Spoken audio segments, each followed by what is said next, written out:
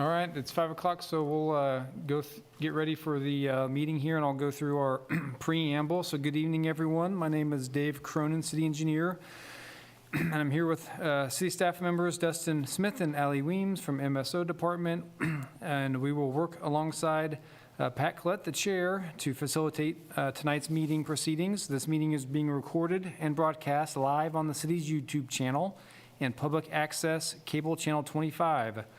During the meeting, when you are not participating, please mute yourself by clicking on the microphone icon found on the lower left-hand side of the Zoom menu next to the video icon.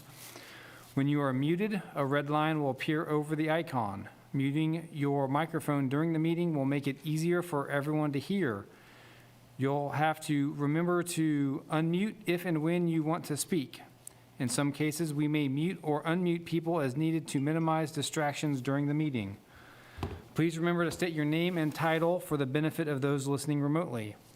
You can turn your video on and off by clicking on the video icon on the menu. For the purposes of this public meeting, please keep your video on when you are participating in the meeting. When you are not participating, it is okay to turn your video off. Just remember to turn your video back on when you are participating. If you are participating by phone, you can click *6 to unmute your phone. For those using Zoom, somewhere on your screen you will see a choice to toggle between speaker and gallery view. Speaker view shows the active speaker. Gallery view tiles all the meeting participants. Individuals who registered in advance to provide public comments remotely will be called upon by name.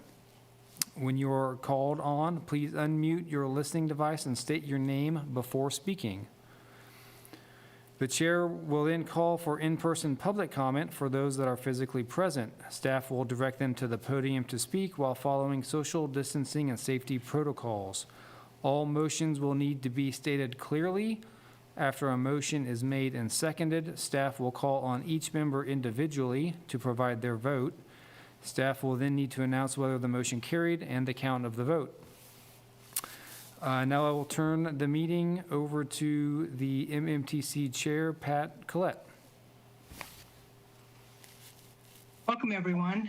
This is Pat Collette, Chair of MMTC, calling the February 1st, 2021 meeting to order. I'd like to turn it over for the roll call. All right. Allie Weems, MSO. Charlie Bryan. Steve Evans. Here. Carol Bowen. Here. Nick Kuzmiak. Tom Allen. Here. Aaron Payton. Lauren Freeman. Here. Pat Collette. Here. Okay. We have 5 commissioners present. Oh, and Charlie is coming on now as well.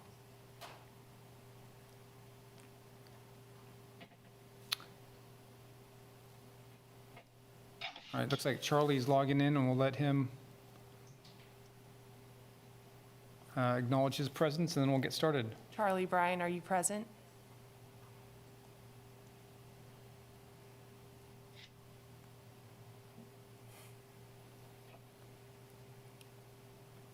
Commissioner Bryan.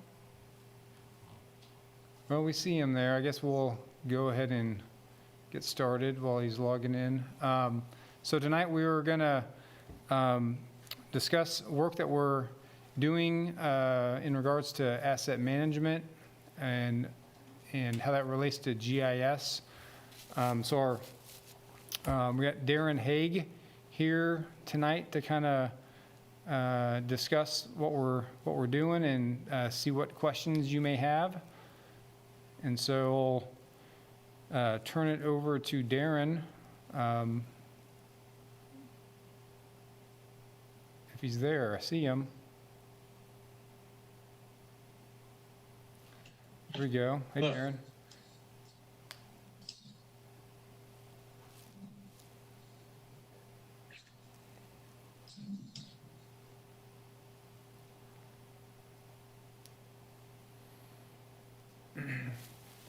Darren, if you're able to share your screen, you can do that, or we can share the screen here if that would be easier for you. Yeah, I'm looking for my file. It moved on me.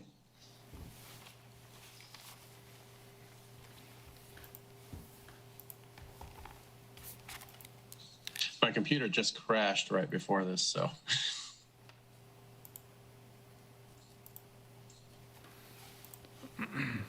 Well, if it would help, we could certainly share If you want to share, that would work for me as well. this. I only have 2 slides.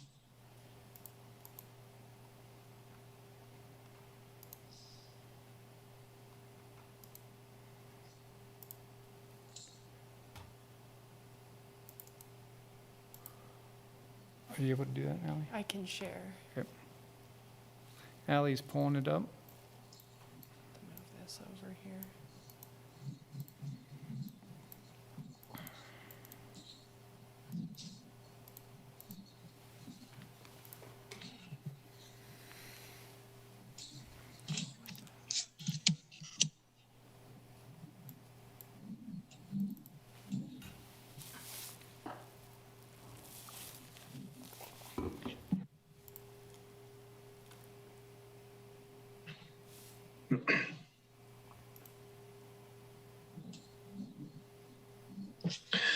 Okay, so I was just going to give a brief talk about some of the projects that we have going on. One of them, we did drive the right-of-way Lidar this past spring/summer. From that, we are extracting a lot of information out of our sidewalks and ramps across the city. We can get, the width of the sidewalk, our slopes, the material, things of that nature. They're also pulling out faults and cracks along those. It can't get every single fault and crack, but it can get a lot of them. There's obstructions a lot of times, cars parked in the view, or trees in the way, things of that nature that can kind of block some of the areas. We can also get, as you can see at the bottom of this, an entire profile of that sidewalk. So you can kind of look for haunches or areas of steep slope that might not be ADA compliant. What this can potentially be used for, it would help our ADA program a lot in kind of determining where we have compliance and where we don't. It's not going to be 100%, but it can give Evan a really quick read of ones that he knows right off the bat aren't compliant. Instead of having to go out there and look at every single sidewalk, he can probably, after this analysis is done, he can sit at a computer and within a day or two, know at least 60% or 40% aren't compliant, and start focusing on those areas and setting up inspections for other areas. With the ramps as well, we can get a lot of information from the ramps as well, as far as whether they have warnings, what the slopes are, materials, that sort of thing.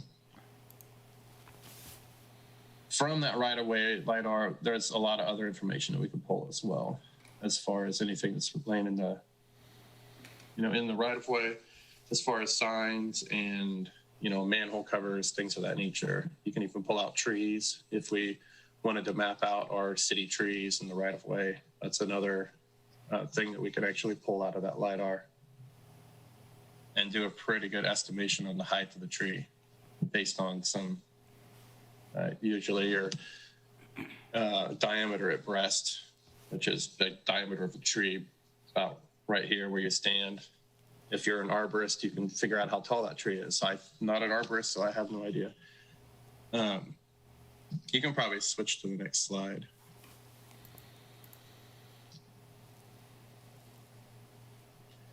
So with that, and then with asset management, asset management is, there's a lot of pieces to asset management. First and foremost, you have to kind of know where your stuff is. I mean, you can't manage an asset if you don't know where it is. Second is knowing what shape it's in, what's its condition. Other parts of it also are obviously financial planning, mostly long-term, knowing how much you're going to need for each asset class, setting up, maintenance schedules, setting up replacement schedules, but also it can lead into making some smarter decisions about, corridor-based approach. City and county governments have been plagued in the past decades of rebuilding a road and then 2 years later having to tear it up to put a pipe underneath of it. So if we look at this information a lot more efficiently, we can quickly map out, and this is just a dirty, 15-minute analysis of where we have streets that are in relatively poor condition, sanitary and or storms pipes that are also old or in bad condition. And you can see kind of just some hotspot areas of, where we might need to focus some money in the future. The red means storm and sanitary, orange means one or the other. Obviously the old part of town where you would expect a lot of old pipes to be at the end of their life, that's kind of where we're seeing that focus. Over on the left with that sidewalk pilot data, once we get some more inspections and we can see kind of where we have non-compliant sidewalks, as well as, street might be bad, some sewer pipes might be bad. Well, now we've got a project area. We can go in there and fix everything at once and then not have to go back for a while. That's kind of where that corridor based approach comes into play. You fix everything and then you get out of there. And so, that's kind of the very, very early stages of asset management. And there's a whole lot more involved. It really ties in with, the financial team being able to make those long-term plans. And then the crews in the field being able to develop their maintenance plans to basically get the most out of every asset that we have. And that's really all I got. So this is Dave Cronin, city engineer. And I know Darren talked a little bit about, we got an image here that with sanitary and storm sewer condition and in relation to street PCI, which is our rating 0 to 100 for all the streets. And also with the Lidar, we went, drove all of the streets and got the Lidar data, and then a lot of the work is extracting the data, which there's some, like Darren mentioned, so many other things that can be taken out of that Lidar to review, whether it's street trees. I think signs is another that we're looking to track and get all of the signs and the age of the signs, street signs, and traffic signals and that information all into our GIS, and also hopefully it's pavement markings as well, and the condition, location of pavement markings. So there's a couple other things that, in addition to the streets and storm sewers and sidewalks that were really everything in the right of way, trying to get an inventory of its condition and replacement costs really at the end of the day, so we can meet different levels of service.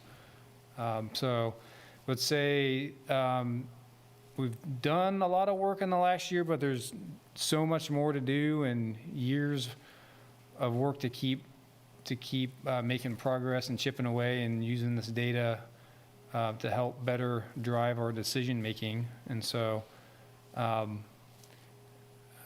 it's probably not where we all want to be right now, but we're, like I said, just making progress and kind of using these things when we're doing our CIP planning to kind of determine how to best approach projects as corridors and maybe not individual projects. So I guess with that, just open up to any questions for Darren about asset management.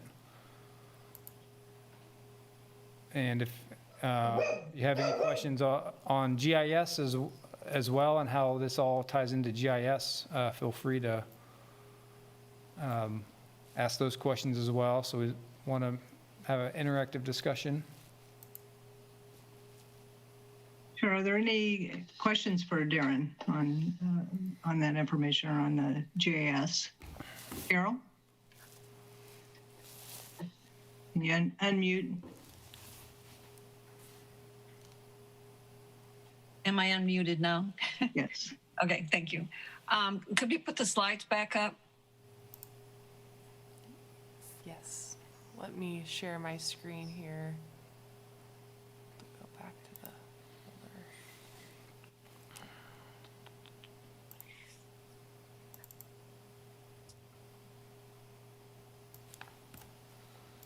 This over here.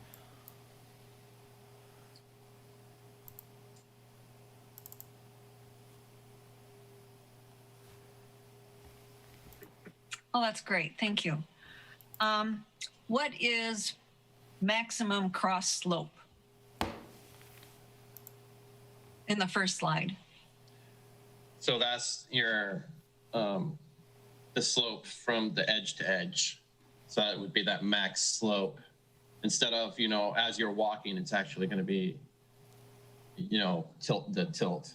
I don't know if is it yaw? You mean like how it adjusts to a driveway?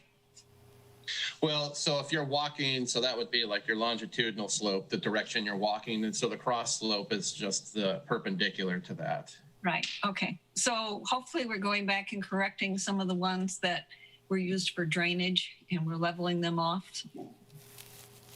Yeah, well, I don't know on the work, but yeah, so that's what this will be able to pull out is that maximum cross. So if we see it's above a certain value, then we would know, okay, there's an issue here. What is your strategy for dealing with steep sidewalks for ADA? I would need Evan in here.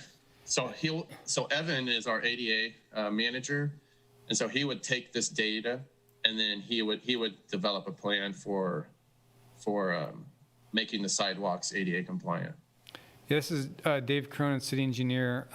Commissioner Bowen, so when we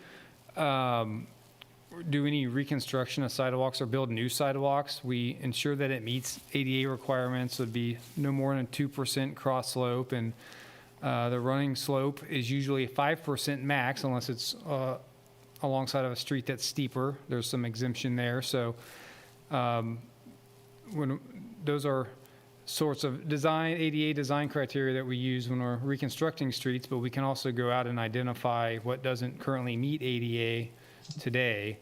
And so I would say what we intend to do with this is to identify those locations where it's feasible to improve the sidewalk to meet ADA and what the cost is to do so. So that's the ultimate plan with this information. Thank you. Okay, next slide. Second slide.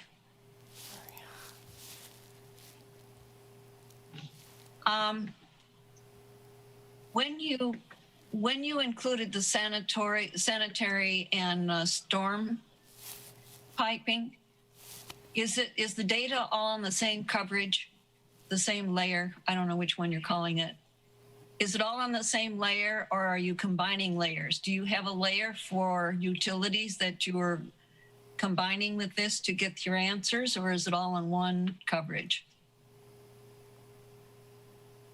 Carol, so what this is a simple overlay of all the different layers. So this would be an overlay of our PCI for our street, overlaid with sanitary sewer with their CCTV data, and our storm sewers with CCTV data, and then the ratings coming from that. So they're just kind of overlaid on top of each other. Like here is a street that is a PCI 40 or lower, and then a sanitary sewer or a storm sewer that has a likelihood of failure greater than a certain number. So you put an algorithm on it and combine the layers. Yeah. So it's just an overlay of all of them. Well, and it wasn't this particular example I was thinking of. I keep going back to bus stops and crosswalks. can a pedestrian get to the bus stop? But so what we're lacking is we're lacking the data on bus routes. We're lacking data on crosswalks. Is that what's happening? I just didn't add it into this analysis, but yeah, we are still missing a lot of our condition information, and that's some of that is what we're pulling out of the Lidar with kind of preliminary condition, and then a lot of that is what Jake is out there inspecting through the inspection program. Okay. And from that, we'll be able to get some of those areas that need improvements. Well, I was very interested in this for a couple of reasons. I'm glad to know how capable you are. I want to know if you have enough resources to do what you need to do because budget season is coming. And it seems to me that if the commissioners see a need, that we can be promoting a budget that would help you with this data. And I'm done.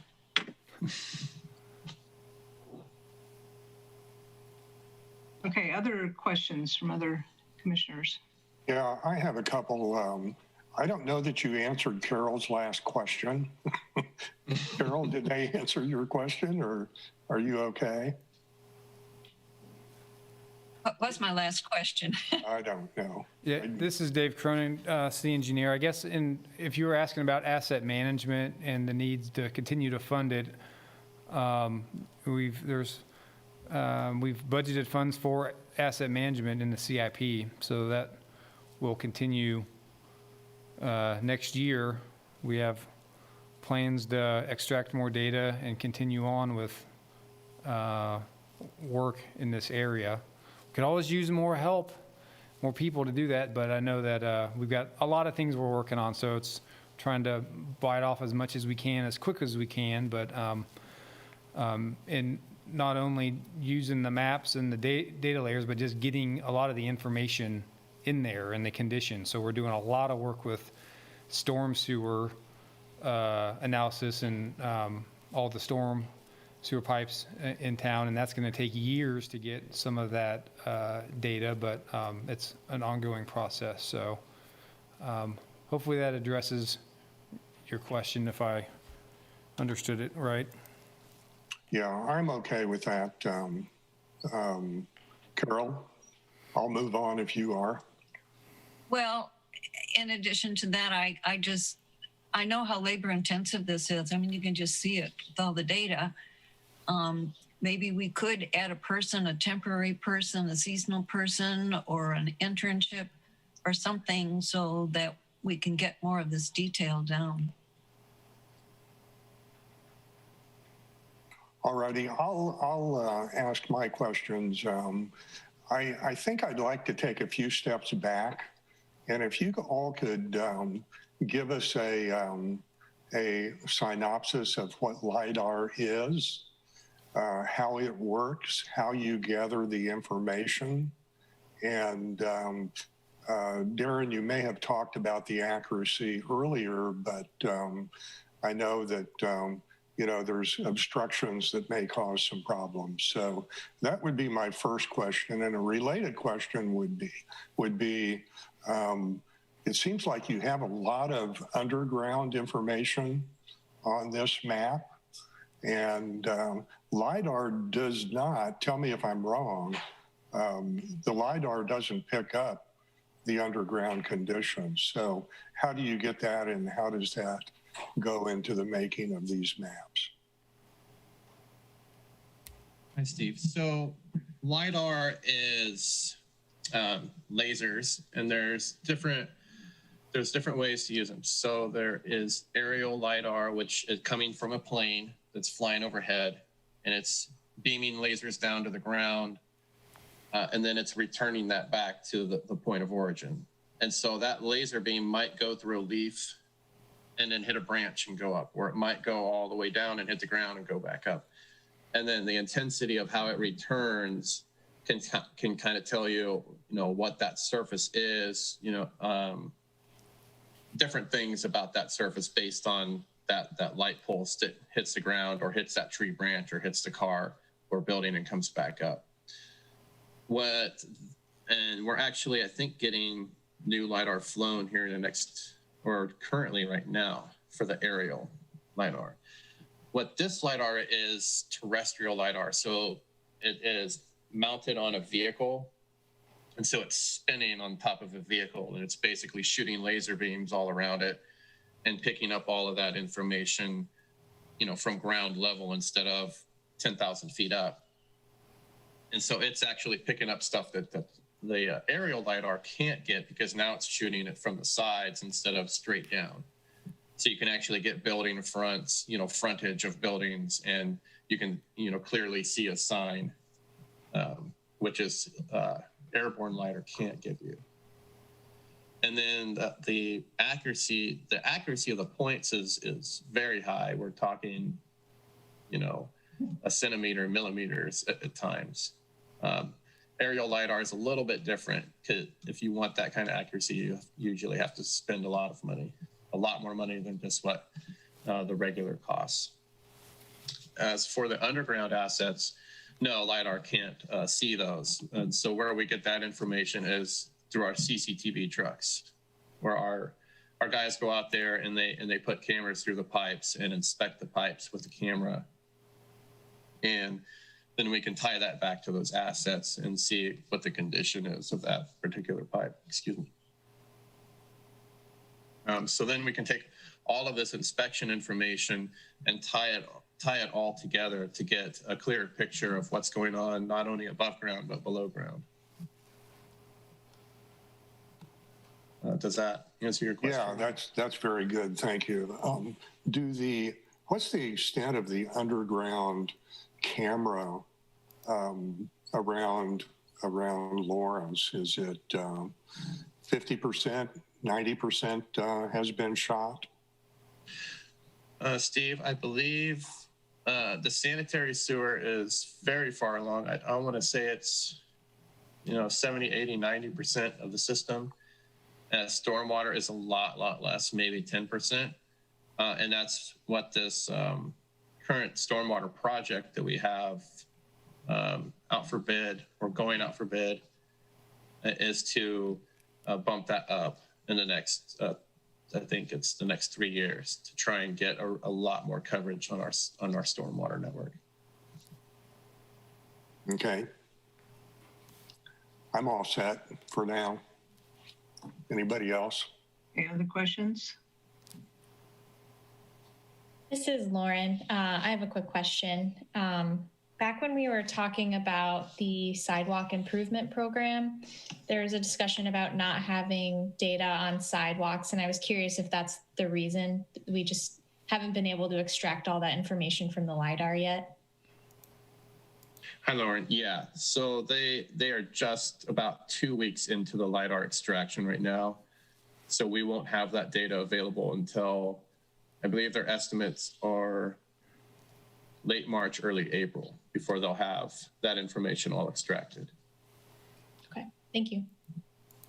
Darren, I do have another question. What is the area that you get when you're driving the city streets? Do you minimally get the right-of-way? Do you try to go up to the side of buildings?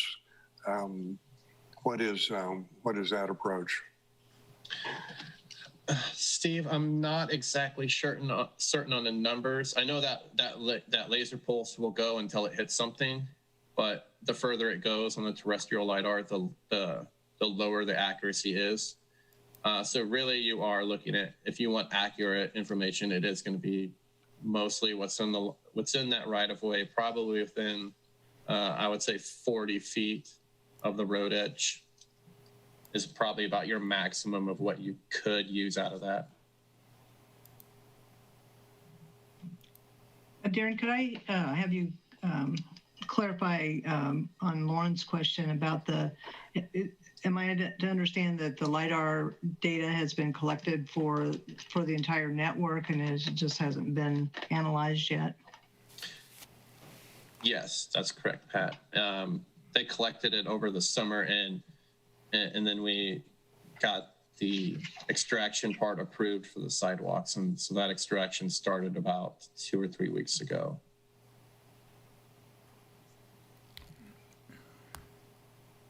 Is there other data collection besides the lidar and the camera for underground assets? Are there other data collection efforts on other layers or other processes that are being used or need to be used, I guess? Pat, so the PCI for the streets, that was collected over the summer as well. So, you know, that was another data collection effort, which, you know, gets us our condition for our street network. And that is, they're driving a vehicle and it's got cameras underneath of it. And it's basically taking very high resolution images of the pavement. And then through then they select random parts of each street segment to rate that street on the PCI scale. Mm-hmm. There's many other collection techniques out there. How many of them we employ? That's just there's a lot of them where we just have to look into the feasibility of some of them. You know, some cities use their streetlights to collect data for pedestrian data. We don't have any of those sensors that I'm aware of, but there's a lot of different collection techniques out there that we can start researching. You know, a lot of other stuff is our inspectors and our field crews are out there in the field constantly working on this information. So if they see something that's bad, they usually will put that into our asset management system and give it a rating. You know, when they go out and do hydrant inspections or valve turning, they're able to tell, you know, they're able to gather data that way, and that all that information is stored. So there's a lot of footwork that's out there, people doing their normal job, and technology is just another way to gather lots and lots of information in a relatively short amount of time, as opposed to it might take us, if we didn't have a program for stormwater coming up, it might take us 10 or 15 years to get the CCTV data for our storm network with our own teams. But if we hire it out, they might be able to get it in 3. And so technology, in a way, can help us get this information a lot faster. The cost is a little bit higher up front, but in the long term, it usually pays off. What asset management software? Is it just one package that is bringing all of the data in, or is there more than one? It's just one. It's it's kind of work order management, inspection management. We have an RFP out to update the software that we're using. It will be coming out here hopefully in the next 2 or 3 weeks to upgrade this system that we use. It'll be the same. But yeah, so it stores, any of our work orders, our service requests, our inspection records. So it's kind of this is kind of a data warehouse for all of the information that our teams collect throughout the day. So the RFP will be for it'll be the same software, but just paying for the upgrade to the. It would be a new software package. Oh, okay. Yeah. Will that create challenges in terms of data migration? Part of the RFP is also the integration parts and the building of our workflows. You've mentioned several names in terms of how. Can you give us just an overview of how asset management, GIS is organized in the city, and how that kind of, I guess, looking at it from the perspective of all the departments, and like I'm thinking of things like Parks and Rec, and how some of the common data that Parks and Rec might need with with the kind of data that we're seeing. How is that organized, and how available is that to the various departments who might have a use for that? Pat, so with asset management, I'll try to give a really high level overview, because it can get kind of messy. So the first thing, what we're developing right now is a policy. And so that policy is going to state our goals and it, that's supposed to align with, the goals of the city and our strategic plan. So we want to make sure that our asset management policy is making statements that, we're trying to follow the strategic plan. A lot of it entails that we will know where our assets are. We will know what condition they're in. If there's anything else in our strategic plan, as far as how are we going to fund everything, we just kind of make those statements. That's used to then develop a strategic asset management plan, which is how are we going to do this at a very high level. It kind of like breaks down what assets that we're talking about. Typically a capital asset is something that lasts more than 2 years or 2 or more years. If you use it and its useful life is only a year, it's typically not associated with an asset management program. That gets down to more of a division management where they're managing these one-time use or short-term use assets. And then from that, we've actually developed plans. And so this plan is, overarching so that the field crews know what they're supposed to do. Management knows what they need to do. Engineers know what they need to do. It's, a maintenance schedule. It's a life cycle model. How can we maximize the life of this asset? And eventually all of this data that we're collecting is stored in an asset management system, which everybody should have access to the data. A lot of it will be stored on our GIS portal, which is our internal, GIS warehouse where a lot of our data will be stored. So it's virtual and everybody can access it, from home, from work. And that's where a lot of this data will be housed. And from there, we can start layering all the different assets together to help make decisions on a year-by-year basis. I don't know if that answered your question. I kind of... I think so. I mean, in terms of, I guess, is asset management, is it within MSO or is it across all the departments, or where is it located organizationally? For it to be effective, it needs to touch all departments. Okay. IT needs to be involved, Parks and Rec, with, MSO. MSO does handle, a large majority of city assets in terms of, how we define a capital asset. And that's why having, asset management, housed in MSO is important, because we do deal with a lot of the assets, but it has to be organizational. Asset management is very dependent on our financial teams, being able to set our long-term financial plans based on the information that comes out of our inspections and our maintenance plans. If we determine, this is our maintenance plan for Street A, and they know, okay, we're going to need X amount of dollars over the course of its life. Now we have all of these other street segments. Now we kind of have an idea of how much this street is going to cost over the next 100 years. And now we can start formulating these long-term plans and see where we might have, maybe 20 years out, we see that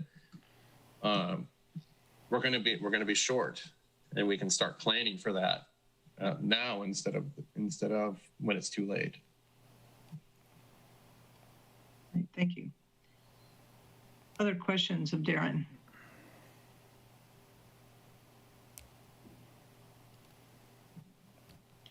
I guess I would have just one more question in terms of what do you see as the biggest challenge going forward for asset management with the city and with identifying assets, and what's your the biggest challenge ahead in the coming year?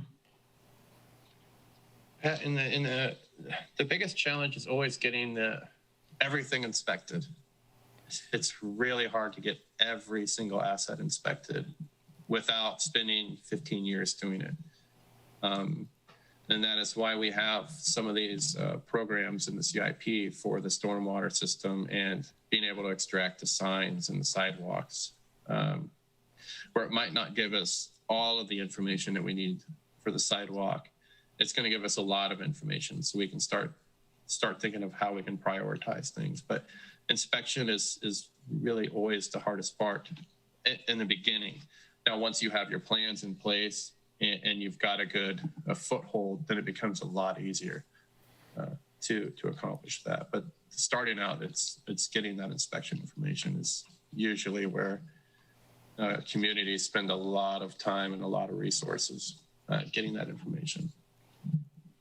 You typically prioritize the order in which they're inspected as far as like areas where you suspect they're deficient, or is it more of a global approach for the entire city to, to get all the assets inspected?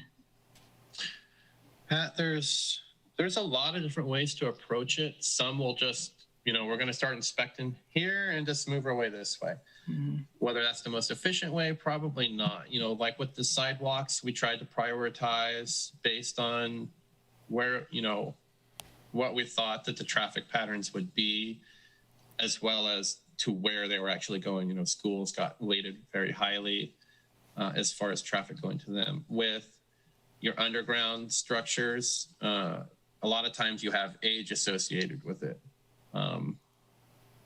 The engineers, they kind of know how long that those materials are supposed to last, and they can start prioritizing, okay, we've got these pipes that are 80 years old.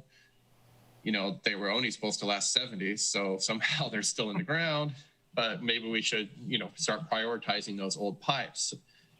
Or some cities I've worked with, they didn't inspect them at all. They just knew they had to be replaced, and they were like, we're gonna inspect the stuff that's 40 or 50 years old. We're gonna assume that 80-year-old pipe needs to be replaced in the next 5 years.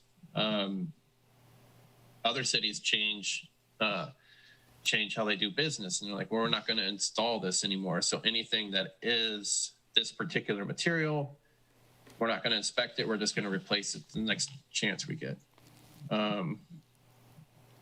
So there's definitely different ways to approach how you prioritize, and prioritization is definitely a good idea when it comes to that inspection. You want to get those big failure parts out of the way, so you don't end up costing yourself a lot more money when one of them does fail. So would you characterize Lawrence's approach is prioritizing for those, particularly the ones that it takes more time to get them inspected, the underground assets and that kind of thing? Yeah, and those are historically some of the harder assets to inspect. But with CCTV, it's more of just having the bandwidth to get them all inspected. So many pipes, it's hard to look at them. So with the stormwater project, we're hoping the consultant's going to come up with a good plan. Do we inspect this old CMP pipe, or do we focus on a particular type of pipe or our interceptors? And that's the plan that we're gonna work on with the consultant that's selected to, help us prioritize which pipes we need to look at first, and which ones we can look at later.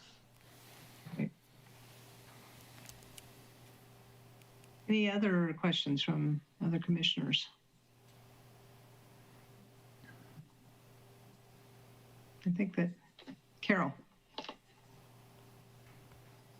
Commissioner Bowen, I keep thinking we're trying to catch up to somewhere we've never been, and that we need to be practical, and our policies might be too perfect, and we're going to have to figure out how to modify them to meet our needs so that we can accomplish something.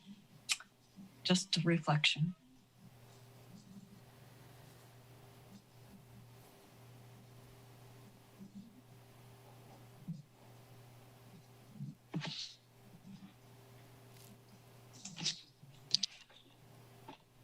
Any other final questions? We really appreciate you being here, Darren, and it's been very helpful to me to learn a little bit more about how this is being approached. No, thank you, Pat.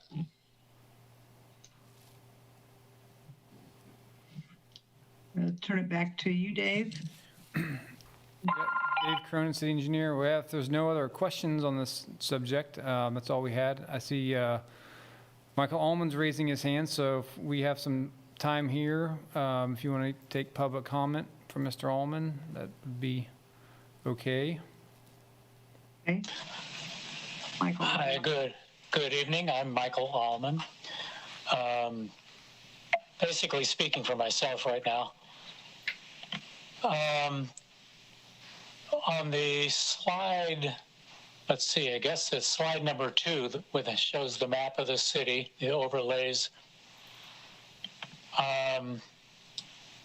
In general, I just want to say that anytime that we get data and we have meaningful data to make decisions, it's a plus, and I think we all understand that.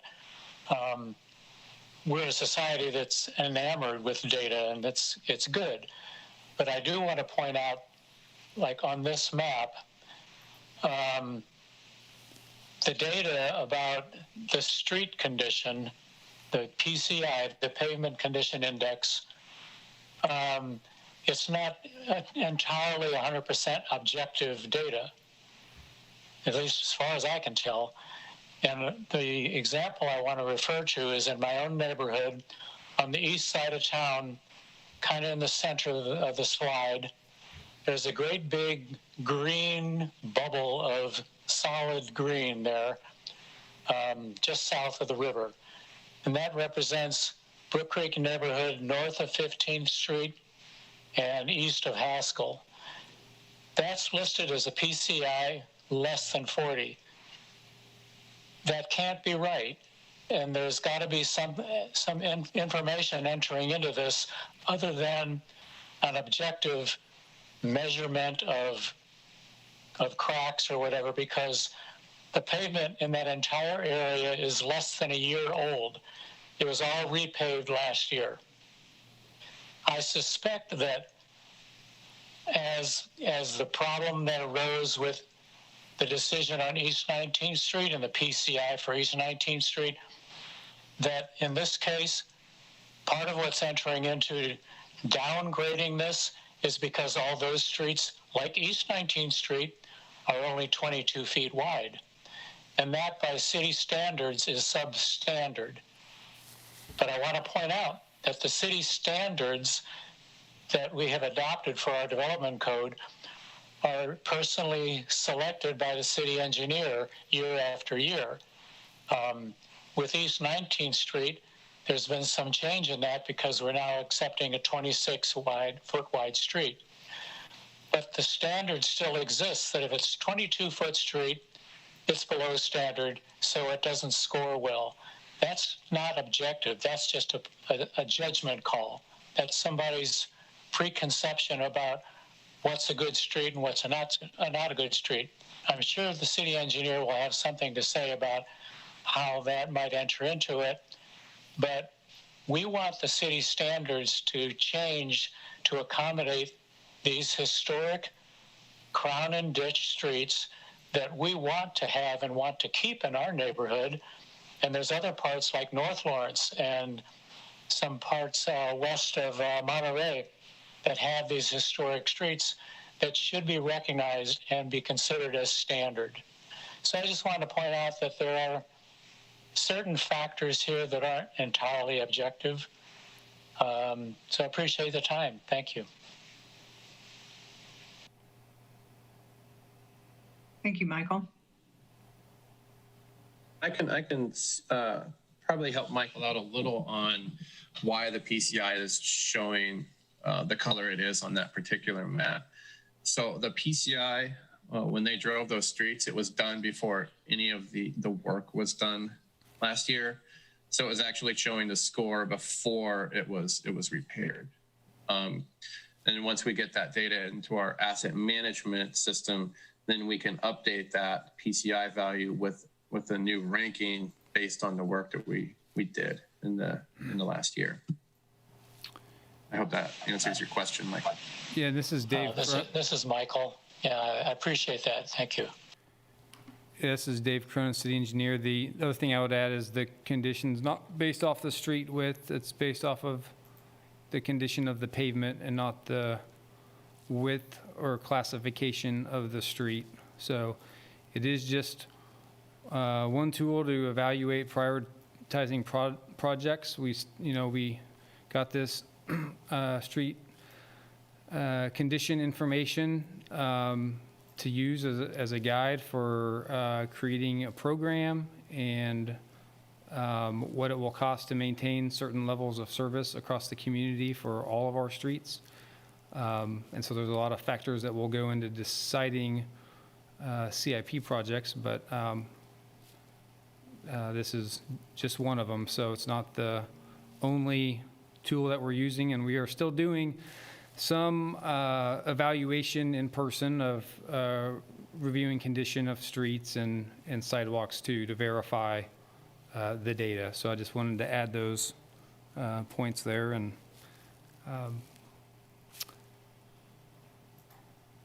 there's no other questions. Yep.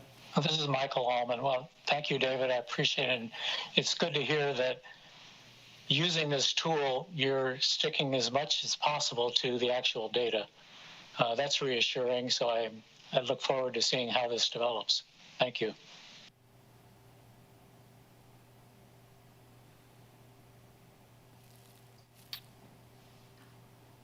Any final questions?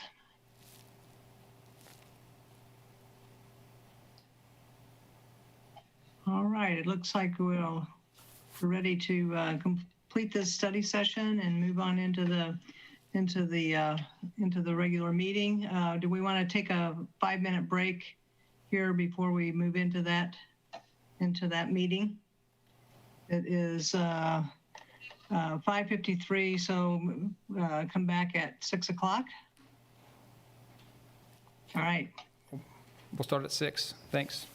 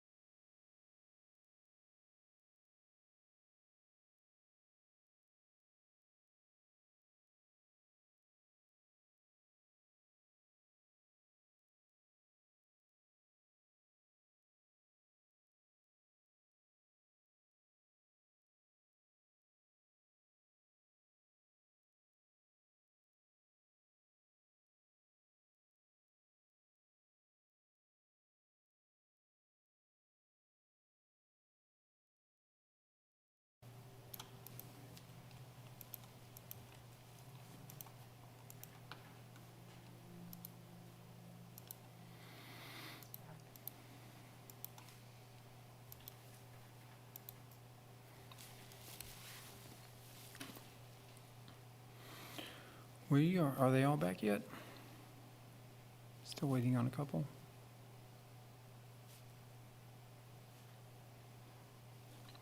Looks like we're still waiting on a couple of folks here.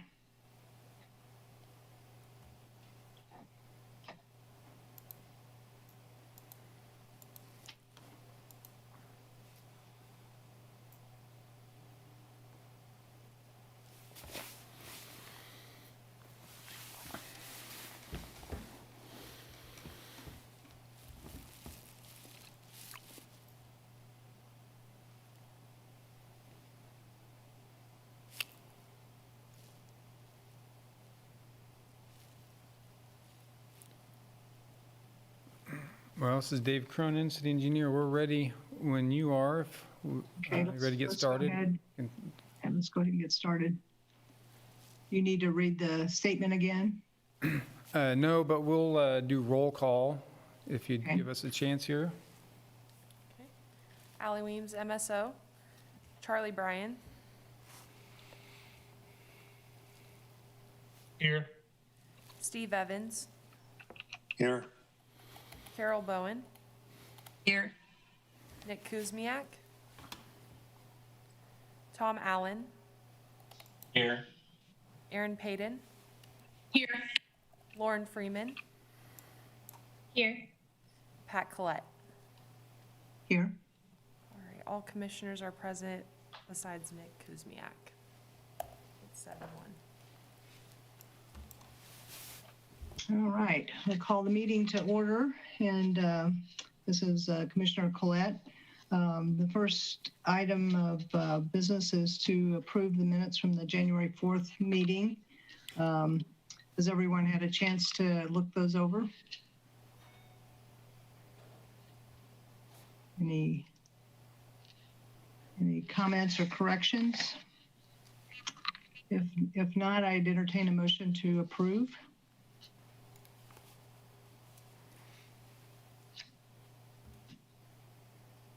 This is Commissioner Evans. I move that the minutes be approved from January of 2021. Is there a second? Commissioner Payton, I second. Thank you. Ally, do you? Yes. Allie Weems, MSO. Charlie. Approve. Steve. Approve. Carol. Approve. Tom. Approve. Aaron. Approve. Lauren. Approve. And Pat. Approve. 7 unanimous with Nick absent. Thank you. Next item on the agenda is public comment. Do we have anyone here who would like to, who's registered for public comment? This is Like, Dave Cronin, city engineer. There's no one present here for public comment, and we have one hand raised, Michael Allman. If you would like to speak on public comment, you have 3 minutes. All right, Michael Allman, once again, thank you. And once again, speaking for myself, well, in a sense, Brook Creek neighborhood, I wanted to point out something to the commission that every year, my neighborhood and other similar neighborhoods are entitled to apply for community development block grant money. Some of that money is for operations of a neighborhood association. Other money from CDBG could be for capital assets. Last year, we applied for pavement markings for 20-mile-an-hour pavement markings in our neighborhood, which is working great, I must say. I want to thank MSO and everybody that helped with that. This year, we were intending to apply for CDBG money to have bus shelters in our neighborhood along Route 1 of the transit system, which goes along Haskell Avenue and 19th Street. As it turns out, with our conversation with Adam Waggle, the transit director, he had determined that the bus stop at 19th and Haskell and the one at 19th and Harper were high usership, over 100 people a day boarding the buses there, 117, I think, in one, 125 in another. And so he was willing to put bus shelters there, except at 19th, he said there was no sidewalk and couldn't put a bus shelter because it wouldn't be ADA. And I pointed out that we would be happy to apply for money for a sidewalk. Anyway, long story short, the conversation also included Jake Baldwin and MSO, who told both of us, Adam and myself, that they're planning a sidewalk, which you will see very shortly, actually, in the 19th Street design. And so what really came out of this whole situation was that when we get out of our silos and start talking to each other, particularly among different departments, like Transit talking with MSO, Transit now realizes they can put that bus shelter there at 19th and Haskell because there will be a sidewalk. So I just wanted to mention that it's always good to collaborate as much as we can. Certainly our neighborhood appreciates it any chance we get, and I think it's more efficient within the city, and I think it's becoming more and more so that departments are getting out of their silos and communicating more on a day-to-day basis. And so I just wanted to say it's a good idea. This is a good example of how well it works. So thank you all. Thank you, Michael. Any other public comment? I don't see anyone on the screen, so we can move on to the agenda items, which item 1 under D is to receive the staff presentation of the 2021 street maintenance program and provide feedback on bikeway improvements. Is that you, Dave? Dave Cronin, city engineer. We have Steve Lashley, our senior project engineer, who's going to go over this item. Steve, go ahead. Okay, thank you. Good evening, Commission. This is Steve Lashley with MSO, senior project engineer.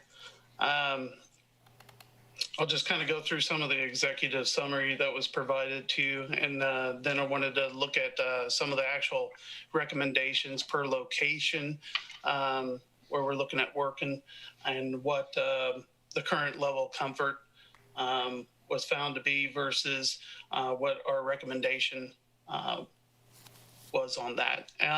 In 2020, City Commission, they approved approximately $7 million for street maintenance work for the street maintenance program. And typically that includes contract milling, patching, asphalt overlay, concrete rehab, such as curb and gutter removal and replacement, which is planned for 2021 and is reflected in the attached map. As part of that program planning, staff has reviewed the potential impact with the bike plan, the bike plan system, and basically compared what existing versus future bikeway facilities were proposed or on that plan. There are other CIP capital improvement projects that are reflected on this comprehensive program map, such as East 19th, 23rd Street, and they have gone through a separate design process for inclusion of the appropriate bikeway facilities. So staff has reviewed those existing bike plan and has recommendations of installing in several locations marked shared lane markings, or AKA sharrows, and also bike lanes to enhance the bike network. I would note that none of these locations are on the primary or secondary bike funding network in terms of the overlap of our locations. And generally, you know, for sharrows, these marked shared lane markings, They are a low-cost improvement that can be made with our street maintenance program for these different locations with the overlays and what have you to enhance the bike network. They're used as indicators for where to help position bicycle riders, as well as provide those visual cues for drivers. A review summary of the bikeways improvements recommendations. We utilize the level of comfort matrix tool. And what the goal is to, we strive to get a level of comfort of 3 or better, with 1 being good and 5 being not so good. But there are times where these separations, they're not necessarily feasible to get the best level of comfort, just either due to, the street pavement width or, cost feasibility.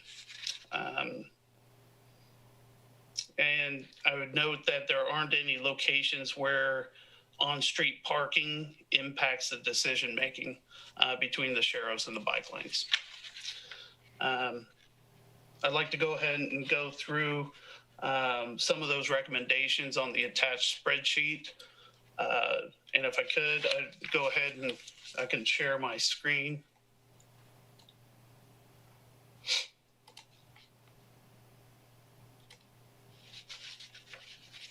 Can you all see this all right?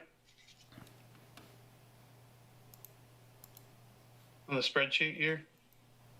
Can you zoom just a little bit more, Steve? I'm sorry? This is Commissioner Collette. Is it possible to zoom that just a little bit more? There, yeah, there you go. It might be a little bit extreme there. Let me try it a little bit. Maybe just, Let's try. yeah, may not be able to see the whole thing if you zoom, I guess. So it's readable. It's just small. Yeah. Okay, I'll try to scan in the best I can. Is this a little bit better for y'all?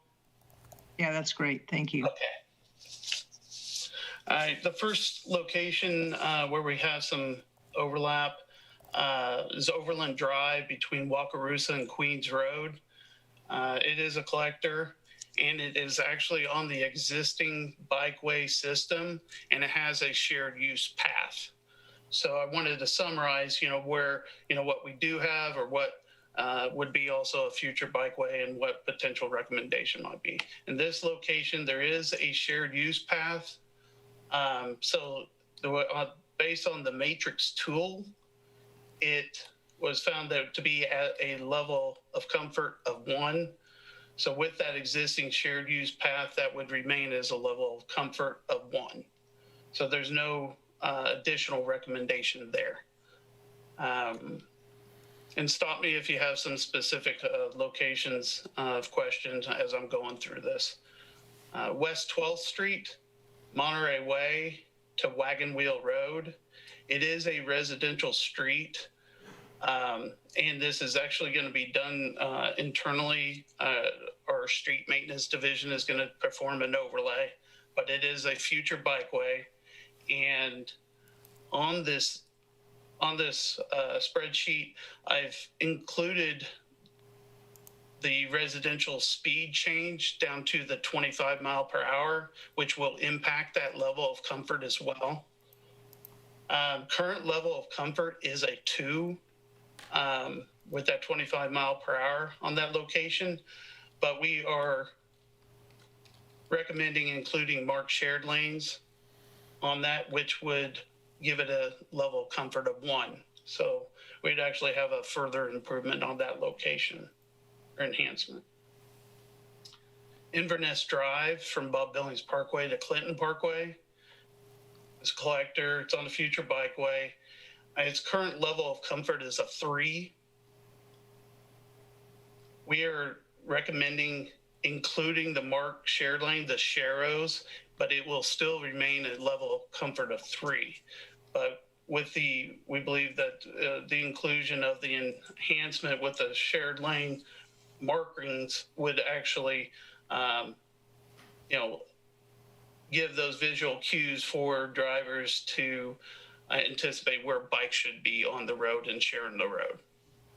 Steve, this is Commissioner Collette. Is the reason it would stay at level of service 3 with the addition of the Sharrows, is that because of the speed limit?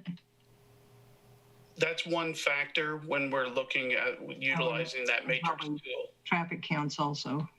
Sure, yes, traffic counts as well. That's why they're inclusive of that. So I should clarify, with the matrix tool, it utilizes the speed, the traffic counts in particular when we're looking at this. Great, thank you. Brush Creek Drive from West 24th Street to approximately 400 foot east of Morningside Drive. That is a residential location. It could be going down to a 25 mile per hour. So that level of comfort would be calculated as a 2. And then the recommendation is that it includes Sharrows, which would reduce it to a level of comfort of 1, make that improvement. Lakeview Road, that's North Iowa Street to west, going west to Castle Drive or East 1200 Road. It's an arterial street, and we're looking to do a mill overlay, curb and gutter on that, and it is on the future bikeway plan. And the current level of comfort is a 5, and that's generally, it's, you know, speed and traffic counts related. It's an arterial street. We're proposing to go ahead and include a conventional bike lane, which would maintain the continuity of the existing bike lanes that are on North Iowa currently. So last time we did a mill and overlay work on North Iowa Street, we had the width to be able to feasibly include those conventional bike lanes. So with the, I guess, continuance of that, we would be able to include bike lanes actually on Lakeview Road with the width, but it would still remain a level of comfort of 5, but actually have those bike lanes marked demarcations with the solid white line and the bike symbols on those on that corridor. Trail Road from Lawrence Avenue to Castle Drive on the future bikeway. Its current level of comfort is a 3. And we're looking to include, the recommendation is to include the marked shared lane, the Sharrows, and it would remain a level of comfort of 3. Iowa Street from approximately 29th Street, north of 21st, to south of 34th Street, where those on-off ramps are for the SLT. Looking at doing a mill and overlay. It is a 45 mile per hour location. It's a level of comfort of 5. No facility improvement is recommended at this time. The future bike facility that I think is in the bike plan, or at least on that, the overlay of a future bikeway system, is that it would include a planned shared use path actually off of the street. So that, and once that shared use path would be installed, it would attain a level of comfort of a 2. But that would be part of a future type of project.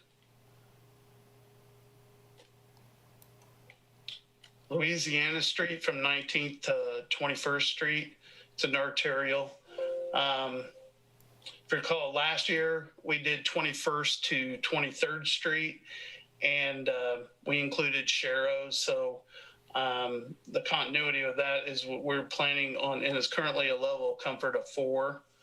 And based on the width, it's not feasible with the buffered or the conventional bike lanes to attain a level of comfort of 3, but we're recommending including marked shared lanes, those Sharrows, to maintain that continuity north-south. But that would remain a level of comfort of 4. East 25th Terrace from Harper to Carlton. That's a collector, future bikeway. It's currently a level of comfort of a 3. And we're looking at including marked shared lanes on that as well. It would remain a level of comfort of a 3. The limitations being width on several of these locations on being able to include conventional bike lanes, for example. Kensington Road from 29th to 30th Street. Residential road, including the 25-mile-per-hour designation. It's a level of comfort of 1. It's on the existing bikeway, and it actually has a shared use path. That's why it is currently at a level of comfort of 1 and will remain level of comfort of 1 with a shared use path. Greenway Circle, Venture Park Drive to Noria Road. It's 30 mile per hour. Its current level of comfort is a 3. We're looking at including sharrows. It would remain a level of comfort of 3. And then Noria Road from East 23rd or North 1400 Road, old K10, I guess, if you will, going north to the railroad crossing. It's an arterial, 45 mile per hour. It is currently a level of comfort of 5. And it has the width with the shoulder that we're anticipating based on that width that we can get a conventional bike lane in that location, utilizing the shoulder and tightening the lane width, but it would remain a level of comfort of 5. Do you all have any particular questions in particular on any one of the locations? Or I know I'd also note as a whole with the contracted maintenance work, mill overlay, curb and gutter work, that we do have ADA improvements that go along, that become a part of that, and inclusive of typically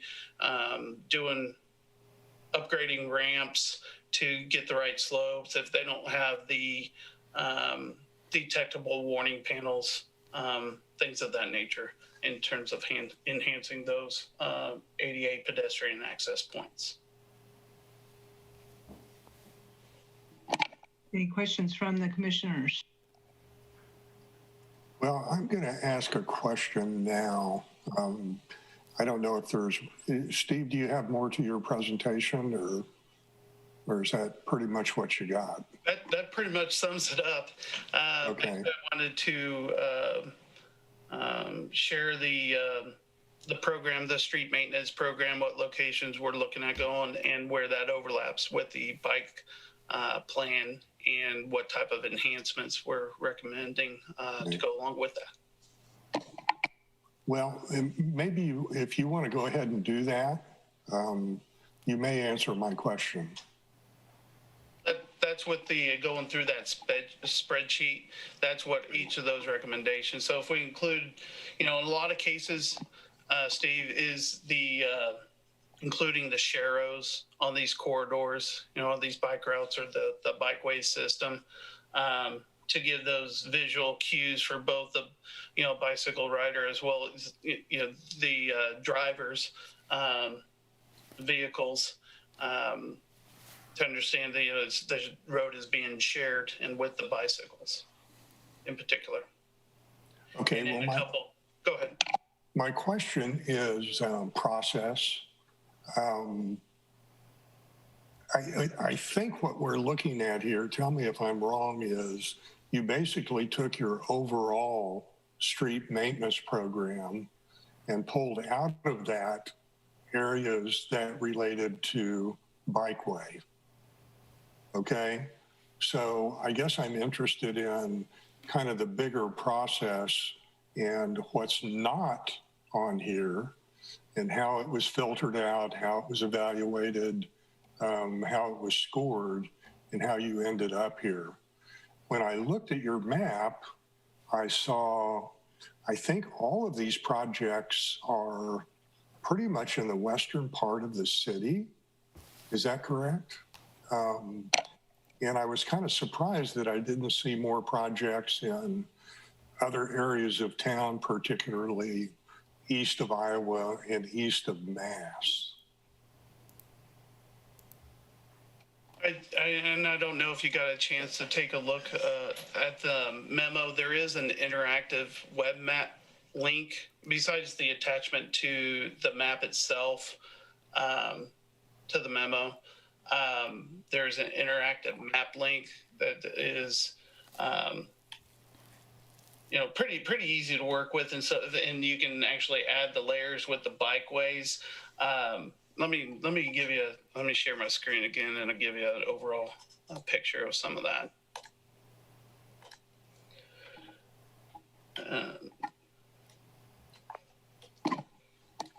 If this is showing up. All right, so we do have a number of streets that are west of Iowa. I mean, we have Overland Drive, we have Trail Drive here, some internal street maintenance, overlay work, Inverness Drive, Brush Creek out west. And then we have Iowa Street, that's south, but we have a number of residential streets down in the southeast part of town here, east of Iowa.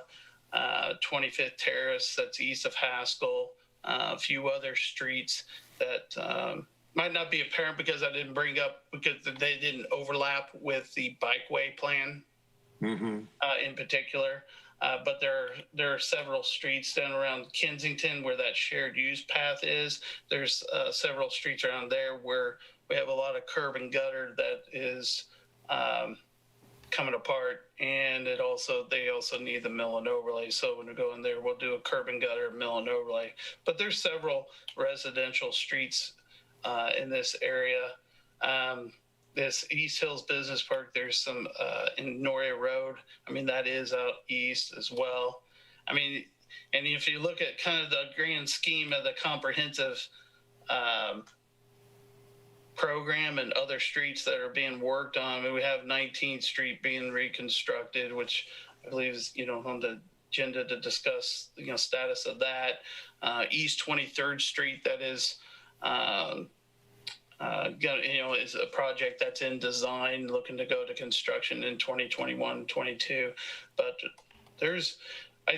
when we look at the program as a whole, we tried to find an appropriate balance, of the types of street, the type of maintenance needs. There's a lot of factors that go into play, but I don't believe that there's any weight being, looking at going east or west of Iowa. I would say, I think we are looking at the program as a whole when we look at these streets. Yeah. Well, I mean, asking myself, why am I surprised that there aren't any street maintenance programs in East Lawrence, Brook Creek, the older parts of town? I know there's a lot of brick streets in some of those areas, and that's kind of it creates a level of difficulty. But I'm just kind of surprised that we don't see anything in those areas. Well, you bring up, just for example, this last year, and Michael touched on it earlier in his neighborhood. We went into this neighborhood last year, northeast of 15th and Haskell, and worked on many of the streets in this neighborhood. I think there's only a few that we actually did not work on in particular. So it fluctuates. I mean, sometimes, it's heavier into some areas that other, I mean, it's all on a cycle and everything needs maintenance in one fashion or another. But I'd say that, yes, there's nothing in this particular area on this program this year that doesn't discount. I mean, there's still the CDBG work that is proposed, and we might be on, for example, 13th Street west of Mass. That hasn't been, that's still in a review process, but I think. Yeah, this is Dave Cronin, city engineer. I guess I'd add a couple of things to this. So there's a lot of factors that go into the decision making of the plan. You know, we talked about PCI.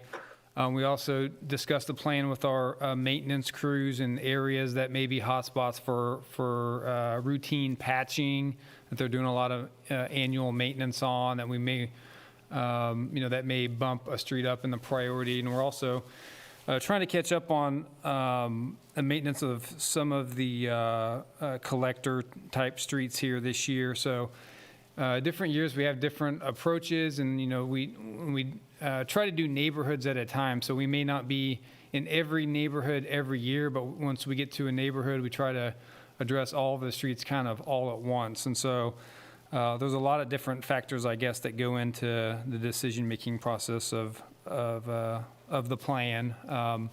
And so that's overall, we do try to spread out the work, and really we want to find the streets where our dollars can be spent the best. So if they're getting to a certain point where we feel that we need to get to it before it gets a lot worse, those are kind of the streets that stand out for a high priority for the program. So I hope that also helps you out as far as your question, Commissioner Evans. Yeah, I think I'm okay with that. I think you probably have to look at it over, a 2 to 5 year period to see what's actually done. Just a slice in time, it kind of jumps out at me. And it's, something we've committed to as a group to look at, EJ areas and, lower income areas. And that's why I bring it up. And I'll probably continue to bring that up when we see stuff like this. That was my motivation. And I'm, unless anybody else wants to pursue that further, I'm okay with it. Carol Bowen, Commissioner. Did I hear someone say that there's a map of street conditions in total? This is Dave Cronin, city engineer. Yeah, we have a map. It's being updated. We've collected a lot of the information here last year, and we're still updating the map with streets that we worked on last year. I think that's still an ongoing process, so I don't know if we have the overall condition map to share tonight. It's not probably completely up to date. Steve, is that correct?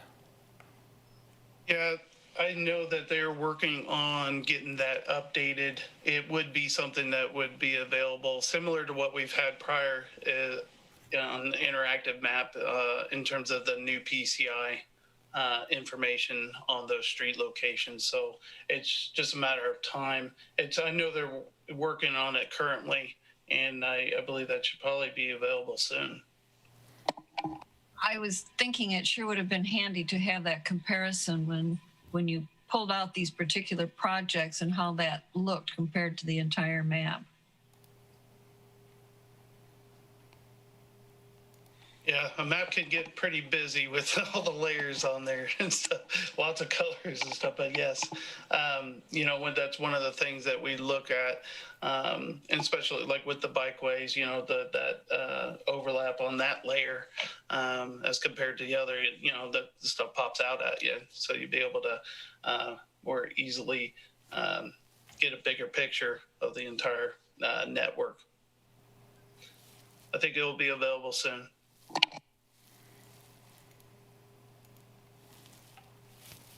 I think you might be muted. Oh, sorry. I'm like Commissioner Evans. I think there are a lot of areas that have serious problems with curb and gutter and street, but I needed to see how you pulled it out, how it looks overall before I could make a comment.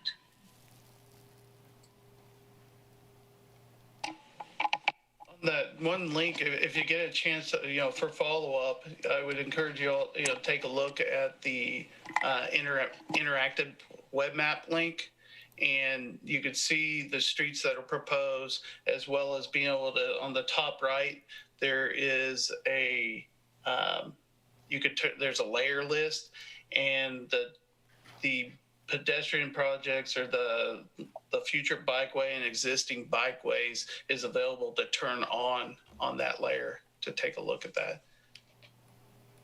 This is Commissioner Collette. I did look at that interactive map, but I was wondering if there's a layer that would allow you to see multiple years, or would that not be one of the, because it kind of in response to Commissioner Evans' comment, I just wondered if there's a way to, turn on, the last 4 years or something that would allow you to see where that work had been done. I didn't remember seeing that, but.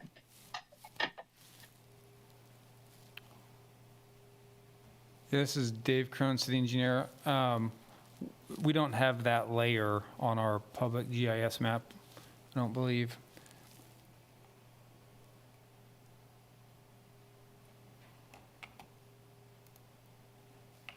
And we're really wanted to get input tonight on the bike improvements, and we try to stay at a high level with the technicalities of the road maintenance. But in the future, if that's an important thing to look at, we could certainly extract that data and present it to show you what we've done over a period of time.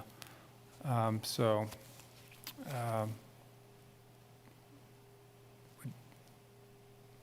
do have one example that was in the street maintenance. I think it's still available if you wanted to get a quick idea of the expanse of the type of work that we've done across town. If I could share the screen real quick,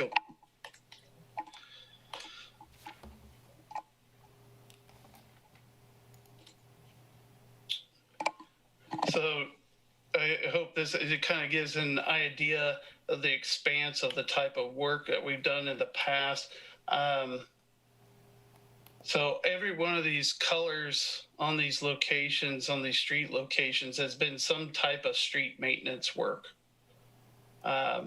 in the past. So from the period to approximately 2006 to 2017, we pretty much we're on every street in town or close to it. Anyway, if that gives you kind of general idea of, over time, we are trying to get to every street in town because there's some type of maintenance that's going to be needed in one fashion or another, whether it's crack sealing, surface seal, patch and surface seal, mill and overlay type of work. Hope that gives a little bit of an idea over some of the history. This is Commissioner Collette. I think that's very helpful to see that. Yeah, I appreciate that too, Steve. It's very helpful. I know that's a long period of time, but nonetheless, a lot of streets have been touched. It's not like you don't have enough to do, I'm sure. So, I guess what I was looking for was the current condition of the streets. So is there some kind of rating and color coding so that the ones that are in bad shape pop out? Well, you have a PCI layer on the public maps, don't you? Yeah, I think there's one that's still out there and it's looking to be replaced just with the new data is what's happening. Once we could get the new data into that dashboard or that interactive web map is the plan. So it'd be a similar type of mapping that you'll be able to take a look at it as well. I do have this is Commissioner Collette. I do have a question on the one of the items on the list, and this is kind of for my education since I'm new to this commission. The sixth one on the list, which is the work on trail from Lawrence Avenue to Castle, and it talks about adding sharrows.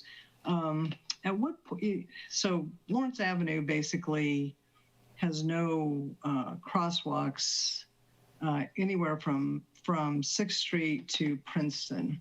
And at what point would we talk about or provide input on, so if you're working at that intersection of Lawrence Avenue and Trail, that's a big wide intersection that's on a diagonal and lots of pedestrian traffic. I'm assuming this isn't the point at which that kind of input would be useful, but since we're really talking about, I guess, Lawrence Avenue and not Trail, but how would that process work to as far as providing that kind of input? This is Dave Cronin, city engineer. That's a good question. So I would say if we've identified a project, say it's a crosswalk or another project that could be incorporated into the program, we would want to build that with the project. I think as far as crossings go, we haven't really identified a lot of crossings in town that are needed, and I think with our update to the pedestrian plan this year, we hope to develop some criteria to determine locations for future crosswalks in particular, maybe mid-block crosswalks that are needed, not at stop-controlled intersections. So currently, we didn't have any of those locations that are currently in our pedestrian non-motorized project prioritization plan for in those crosswalks, but there certainly could be areas where crosswalks are needed. And so I think ideally when we would, if we had those locations identified through the planning process and we were able to, if it's just as simple as putting in pavement markings and a couple of ramps and some signs, that we would want to incorporate that into the project. So those are types of things that we try to review with this plan. And, Steve went over a lot of the bike facilities, but if there are pedestrian crosswalks as well, that could be improved in the future that have been identified, that we would want to build it with the street maintenance project when we're doing pavement marking. So that would be something I think we're looking to identify some more of those crossings here with the PED plan. Hopefully that answers your question. I'm not really familiar with Lawrence and Trail intersection and the need currently right now with that, but that's something that could be identified with the plan. Yeah, there's a lot of traffic on Lawrence Avenue, and it's typically speeding traffic. So and I see a lot of people. I live in the area, so I see a lot of people racing across the street with their dogs and kids, and it's a pretty good expanse to get across. It's I don't know. I mean, safe routes to school, I'm not sure how. I'd have to look at that to see how that's incorporated, because Deerfield's at the bottom down at Princeton, and there is a crosswalk at that point of Lawrence Avenue, and then one at 6th and Lawrence Avenue. But for people in that corridor from 6th to Princeton, there's no way to get across other than run. So, okay, well that answers the question. Just looking at that within the context of the pedestrian plan. This is Commissioner O'Brien. I'm wondering, is it possible to add to that layer list for the street maintenance program to include the safe routes to school layers? It says to feed these to children, and then it says keep out of. Yeah, Dave Cronin, the engineer, the safe routes to school layers can be pulled up with the plan. I don't, Steve, is your map link have that layer? I know it's on our MMTC GIS layer. And we are... The one that's public, the interactive map that was shared for our meeting, can that one be, can the Safe Routes to School projects be added to that?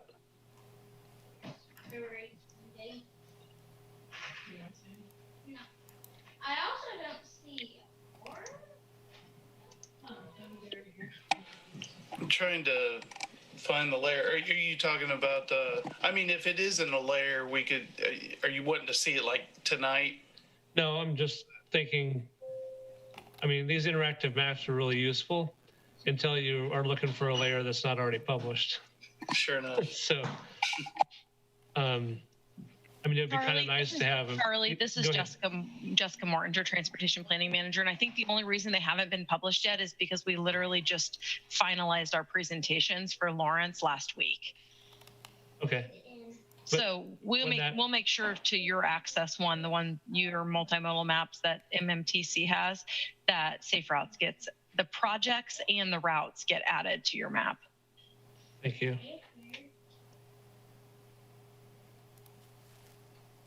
I have a question.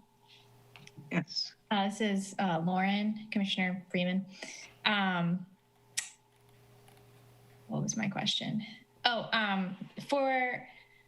do you ever consider putting in protected bike lanes for projects that have like a high score on the level of comfort?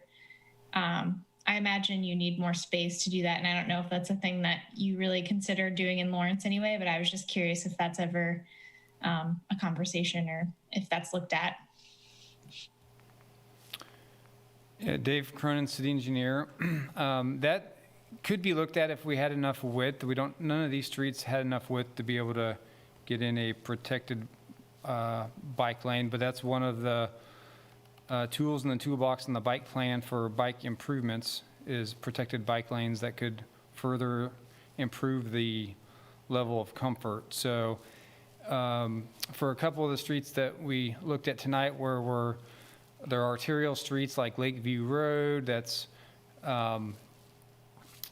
it's wide enough to have 2 travel lanes and add bike lanes, but those bike lanes would not be wide enough to have protected bike lanes. So for the most of our streets, the collector streets, residential streets, there's not enough width. Sometimes there's not enough width to get regular bike lanes, let alone protected bike lanes. So that might be another conversation when we're looking at streets that had the ability to remove a travel lane. You could potentially remove a travel lane and have a protected bike lane instead. None of the streets or projects areas we're looking at tonight had that capability. With, I would say, Iowa Street, you could,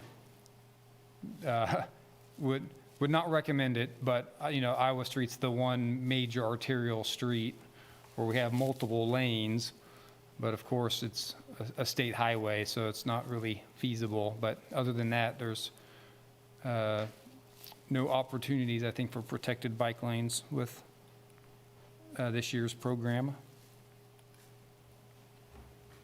Okay, thank you for clarifying that. And I would just add, I really like the idea of looking at level of comfort with the use of sharrows, because that's what it's called, right? Sharrow. Just because I feel like I've biked in areas where they put a sharrow down, but it's not actually like that comfortable to bike on that street. It's very busy. So I appreciate kind of combining that in the decision process.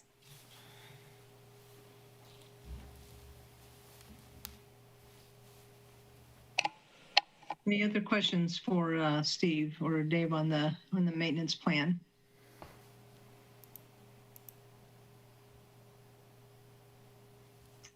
All right, I don't see any public comment. Michael. Yes, thank you. Michael Allman, and I'm speaking in this case for the Sustainability Action Network, bicycle advocates, pedestrian advocates. I appreciate Commissioner Evans' comments, the environmental justice concerns about east versus west. And I thank you, but I don't want to begrudge the people out in Albemarle of their streets. And Inverness has been crying to be repaired for I don't know how many years now, so they deserve it too. It would be good to check back who the concrete contractor was who built Inverness. I mean, this is a premature failure as far as I'm concerned. That shouldn't be allowed to happen. But I do want to comment on a couple of the streets, several. First of all, West 12th and Hacienda. That's the example that I gave earlier of some 22-foot wide crown and ditch streets. And I'm really grateful that MSO is not trying to curb and gutter that and destroy, the historic nature of those streets. So kudos, thank you.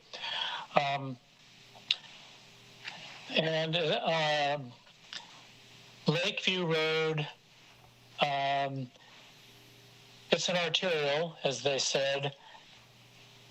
Please, please do not put a conventional white stripe bike lane there. I don't know how many times multimodal transportation commissioners, members of the public, people in my organization, any bicycle advocates have said, those are not appropriate, they're not safe, they are not comfortable to the family bicyclists. Basically only performance bicyclists feel comfortable riding in those. We need protected bike lanes or nothing at all. I want to point out that an organization called BikeMaps.org, in conjunction with Outside Online, did a study last year of nationwide bicycle deaths. There were some 958, I think, bicycle deaths around the country. One of their overwhelming conclusions, data points, was that 65% of the bicycle deaths occurred on arterial streets, not highways, but arterial streets of speed limits up to 45 miles an hour. That's exactly what we're talking about here in Lawrence. Any of those arterial streets like Lakeview, if you put a bike lane there, a white stripe, I think of it as an attractive nuisance or an attractive hazard. It's encouraging bicyclists to put themselves in harm's way. Don't do it. I know that these conventional bike lanes are specified, for instance, in the MPO bike plan, and you feel maybe that, well, that's what it says to do, so we got to do it. No, I'd say put a moratorium on that until we can change the MPO bike plan to reject these white striped bike lanes. We need protected bike lanes. We need side paths. We need buffered bike lanes. It's the only thing that most, I think it's 78% of the bicyclists out there feel comfortable riding on a protected bike lane or a side path. I think the same applies to Noria Road. You're going to do a conventional bike lane there. That's a 45-mile-an-hour street as well. Just please do not do that. Please do not do that. Just repeat again. Thank you very much. Thank you, Michael. Any other questions, comments? All right, Dave, we don't need formal action on this, correct? It's just the input that we've provided so far. It's Dave Cronin. That is correct. Okay, thank you. Well, then I believe we'll move on to the next agenda item. Thank you, Steve. We appreciate it. Thank you for your time. Yeah, thank you. Okay, next item on the agenda, receive the East 19th Street field check design and provide feedback. Okay, this is Dustin Smith, with Senior Project Engineer with Municipal Services and Operations. So This is our East 19th Street reconstruction project.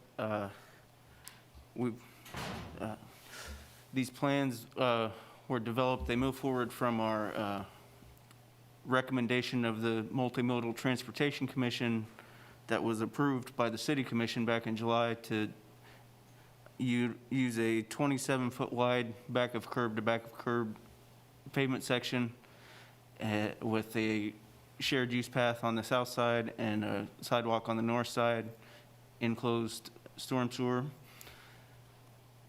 And I think we've got it pulled up now. So this first page is the section between Haskell and Harper, which is filling in a sidewalk gap and adding some speed cushions. Yeah, go ahead and scroll down. And then, yeah, continuing from Maple on the left to Harper on the right with the sidewalk gap and another speed cushion. And then we'll have maintain the four-way stop at 19th and Harper. And moving on to this page here is where we start our full reconstruction of 19th Street with, like I said, the 27-foot wide pavement section. The green is the shared use path on the south side, and the red is the sidewalk on the north side. And there will be speed cushions here as well. And we did actually have a conversation last week. I think Mr. Allman brought it up earlier about the, I guess it was the transit stop at 19th and Haskell that we're going to be able to include with this project as well. I think that's kind of the overview I wanted to give, and then we can open it up for discussion.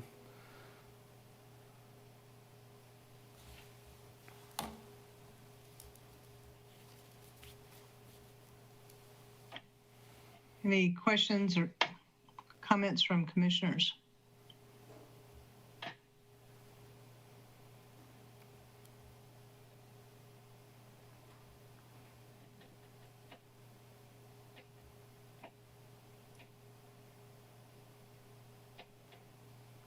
Well, I'll jump in. I always try to wait a little while in case anybody else wants to go first, but I don't think this is overly complicated. I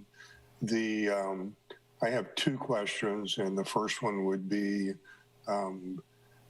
once you've started looking at the level of detail after the conceptual direction you got, were there any surprises? You know, I guess Dustin, Dave, and did anything surprise you in developing these plans that you didn't anticipate that you'd like to talk about? Dustin Smith with MSO. No, I don't think there was anything that the consultant kind of had a big surprise as they were developing these plans from the concept. Okay, I did. I think I saw one raised crosswalk, and I saw a bunch of speed cushions, and I didn't look at it close enough to see the logic where the crosswalk happened, but I'm kind of wondering now if there might have been other opportunities to do raised crosswalks. And I know they create stormwater drainage problems and challenges, but what was your all thinking about that? Go ahead. This is Dave Cronin, city engineer. I think we prioritized putting the raised crosswalk towards the middle of the project to have a protected crossing. I don't think there was any other reason other than that, and maybe the topography of the profile of the road with the storm sewer.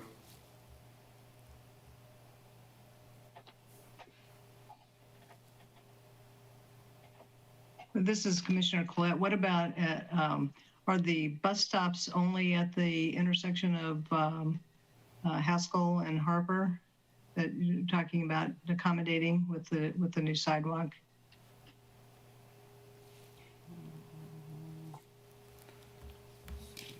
Well, this is Dave Cronin, city engineer. I know we're adding one at 19th and Harper on the southwest corner or southeast corner. I don't recall where it's at on the east of Harper. Well, I said Harper. I meant Haskell. I know we're doing one at 19th and Haskell. I don't know. We've spoken with Adam on that. On the details, I don't know specifically where it is east of Harper unless Dustin has it. But those will be included in the project. The stops will be included in the plans. Okay, the pads for the shelters and such are all included in the plan. Correct. Okay. I guess my question about location of the bus stops and the location of crosswalks is just making sure that there's access across the street where the bus stops are, so that people are able to get from one side of the street at those locations.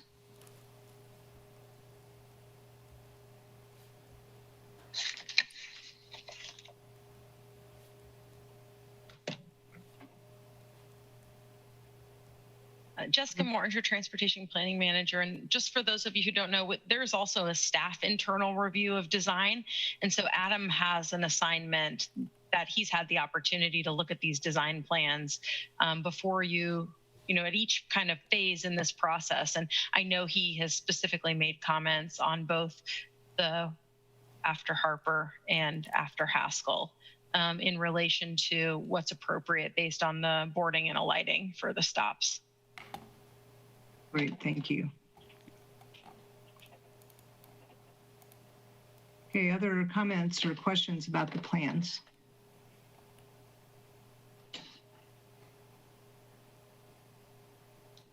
All right, I don't see any from anyone. What about public comment? Michael. Thank you, Pat. I seem to be the only member of the public in the meeting tonight. I'm basically speaking for Brook Creek neighborhood in this case. And for the most part, I have nothing bad to say about this. It's pretty much what the neighborhood coalitions have asked for, as reasonably can be expected. And I appreciate all the speed cushions that there's five speed cushions. One thing that the 19th Street Neighborhood Coalition did ask for was the raised crosswalk at Harper. We were thinking on the east side of that intersection, but one on the west side would be just as fine. The bus shelter is going to be west of Harper on the south side of the street. So we would like to see a raised crosswalk somewhere there.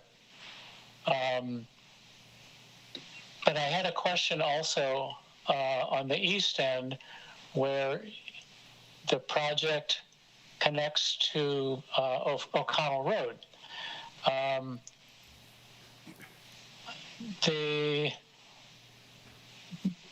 There's a bike lane on O'Connell Road that merges into the side path on East 19th, and from the westbound O'Connell Road, it will go across 19th Street to the south to connect to the side path. That crossing of 19th Street, I just had a question. Is that going to be green pavement markings typical to a shared use path bikeway? And I can end my comments there unless there's further questions. Thank you. Thank you, Michael. This is Dave Cronin, city engineer. The plan is for our traditional pavement markings for that crossing. White, they would be white pavement markings. We've not developed any criteria yet for the green pavement markings at crossings.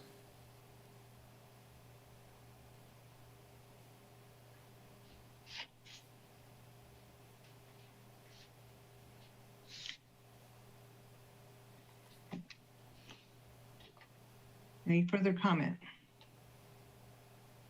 All right, it looks like we're ready to move on to the next item. And that is to receive the Lawrence Loop, Iowa to Michigan field trip plans and provide feedback.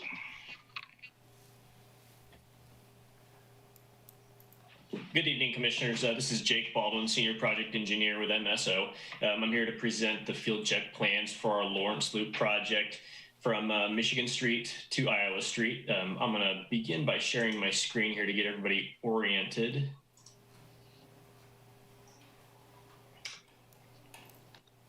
So I'm hoping you're looking at an aerial right now of the project. And I just here a moment ago kind of sketched in this blue line of what represents a rough approximation of what this project is going to be. And of course, it's a 10-foot wide concrete shared use path. The beginning is going to be over here in Peterson Park. If I zoom in, you can see the little kind of recess in the tree line, and that's the alignment where it will leave Peterson Road shared use path, enter, traverse through the park. We're going to have a controlled crossing here at Iowa Street, go through the Hallmark property. Oh, pardon me. And of course, I just erased my mark there. We'll look at this again when I bring up the plans. We've got the pedestrian tunnel that's going to cross underneath the Kansas Turnpike here just south of the stream crossing. And that tunnel is going to be the same section you see at the 19th and Iowa tunnel that was completed here last year. So it'll be the same look and feel of what the community is already used to there. Right after that pedestrian tunnel, there's going to be a pedestrian bridge over this tributary here. It's actually named the Hallmark Tributary. So we'll be crossing that. I believe we're looking at probably a 50 to 75 foot pedestrian bridge, typical to what we normally see on the Lawrence Loop Trail system. The trail is then going to continue on towards the east through the trees north of the Wood Creek Townhome Association here to Michigan Street. And again, we'll have another crossing here with a rectangular rapid flashing beacon to get us across Michigan Street. Moving on to the plans themselves, we'll just briefly go through these plan sheets to, again, get you oriented to what we just talked about over that aerial, and then I'll be happy to take any questions you might have. So again, to note here with this first plan sheet, the north arrow is not standard, it's looking up and to the right. So we've got Peterson Road here, generally speaking, up and down. The engineer has a kind of a 90-degree takeoff from the existing shared use path. That's one of the comments that we're going to work on to fix in these plans, is to have a graduated turn onto the new trail from the old trail both ways to make that transition easier. You'll note that we've got some grade going downhill here. We're going to be less than 5% to meet our ADA guidelines and make that a comfortable ride for the public. This is the sheet that's going to show our crossing of Iowa Street north of the Hallmark building on the Hallmark property. Again, a rectangular rapid flashing beacon here. We've got a lot of easements here north of the trail that we're trying to avoid as much as possible and cross them with as little impact, again, as possible. And that will bring us to our pedestrian tunnel underneath North Iowa Street. One of the features that was kind of unexpected, when Commissioner Evans brought up kind of what surprises we had. One of the surprises I think here, not really a surprise, but the Kansas Turnpike Authority has asked us to add some additional fencing on this project when we're on their property. So that doesn't necessarily show up on these plans. But we've got the property line right here, the Kansas Turnpike, where we go from the Hallmark cards. And so we'll see a KDOT standard woven wire fence on both sides of the trail that will end up connecting to the box, essentially to prevent folks from getting up on the turnpike ramps. As you can see, it's a fairly shallow tunnel, meaning there's not a whole lot of cover here. So this will be an open trench excavation installation of the tunnel. Moving just to the east of the turnpike, we've got our pedestrian bridge, and they've currently got it listed as a 50-foot bridge crossing here to the northeast. We'll have a little bit of fencing here on the south side until we get to the creek. On the north side, we should have some fence, probably the entire width of the KTA property. And this is where we begin going on the north side of the Wood Creek Townhouse Association property. And we worked with them and with the KTA to kind of shift this trail to the north in those trees to kind of provide as much distance and cover between the trail and those townhomes as possible, as was requested by them. And I think we'll end up with a better trail at the end. We'll also be able to alleviate some of their drainage problems with the design of this trail. They've had a recent history of some flooding there. And then lastly, we approach Michigan Street and have our second controlled crossing with our rectangular rapid flashing beacon, where we tie into the sidewalk there on the east side of Michigan.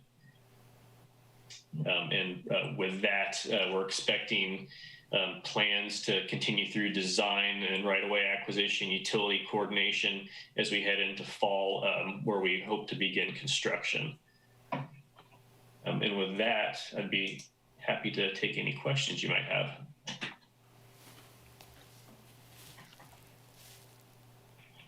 Questions from commissioners?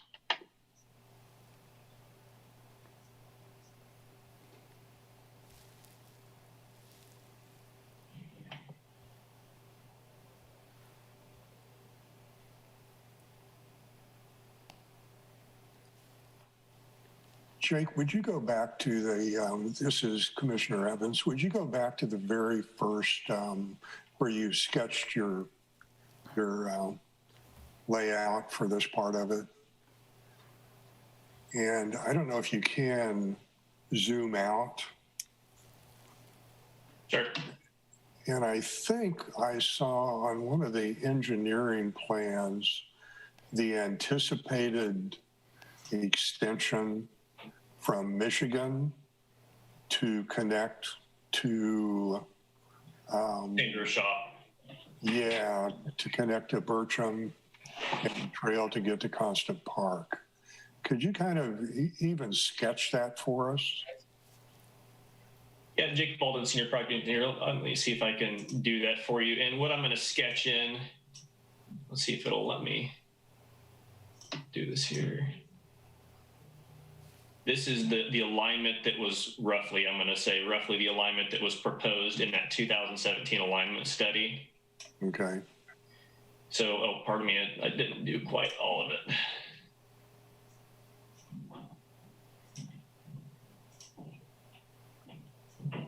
You know, essentially right here, I've got the cursors where our project's going to end. And that alignment study has us going south on Michigan in front of Veritas. And actually, I drew that a little bit incorrectly. Let me see if I can clear that and just start over. I'm not terribly efficient with that tool there. There we go. That's what I wanted to draw in. And that would then go down south here to Sandra Shaw. Did you have any questions specific to that potential project, Commissioner? No, I just really think this is fantastic. That's why I wanted you to do that. It's, I can recall conversations in the last couple 3 years where we were adding shared use paths on Peterson Road and, you know, kind of winding this loop through the urban fabric. And I've walked and biked over there enough and looking out to the woods area thinking, gee, it would be great to be back there. Well, you've done that. And this could be one of the, I think, better experiences for biking and walking on the loop to date, in my opinion. So I really want to compliment you guys. I don't recall seeing earlier plans for this, and maybe we did and maybe I missed it, but this is all pretty exciting. This is Jake Baldwin again, Senior Project Engineer. I would add, Commissioner, this is a project that we submitted a transportation alternatives application for here last winter. And so we're hoping to hear back from KDOT maybe in the coming weeks about the outcome of those grant awards. And so you might be able to extend it all the way to Bircham Park if those went well. I believe that grant that we wrote just ended here at Sandra Shaw because we've got the existing trail there and the controlled crossing of the railroad. So essentially it makes that connection. Mm-hmm. Mm-hmm.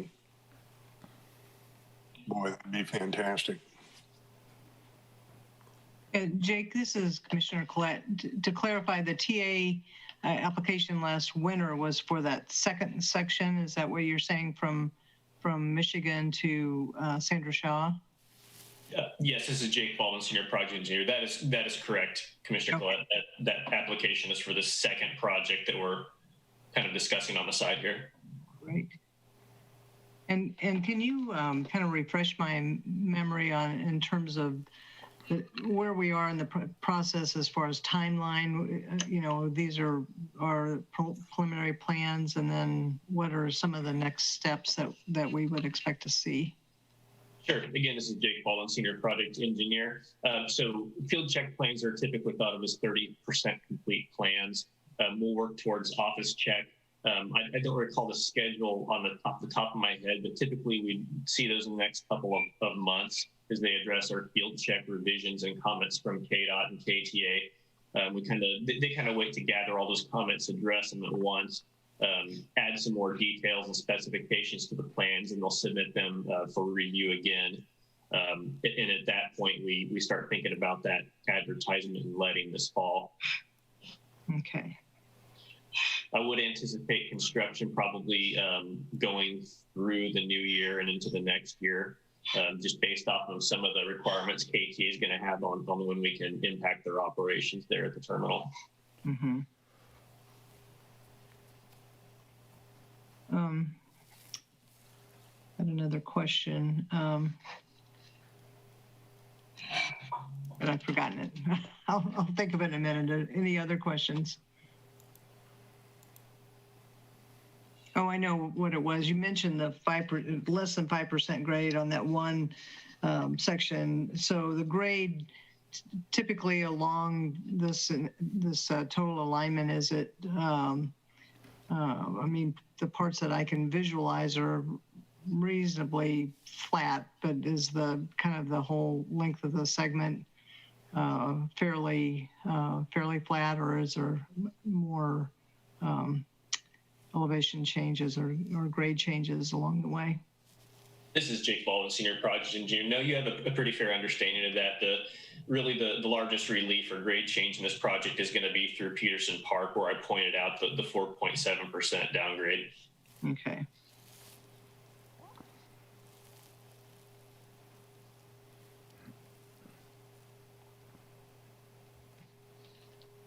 Other questions or comments? Any comments from the public? All right, seeing none. Thank you, Jake. We appreciate the information and the diagrams that you provided as part of the packet. It's very helpful. Okay, the next item on the agenda is staff items, neighborhood traffic management plan update. This is Dustin Smith with MSO again, and give a update on our neighborhood traffic management program. We're kind of in a really exciting time right now. There's a couple of pretty high profile items from the program that hopefully you're seeing in progress around town. The first one was back at the beginning of January. We started installing the new 25-mile-per-hour speed limit signs, generally kind of working west to east across town. And then also last Monday, a week ago, we had our official launch for the public campaign. And I know several of the commissioners have been involved as ambassadors helping get the word out about that program. So thank you for your help with that.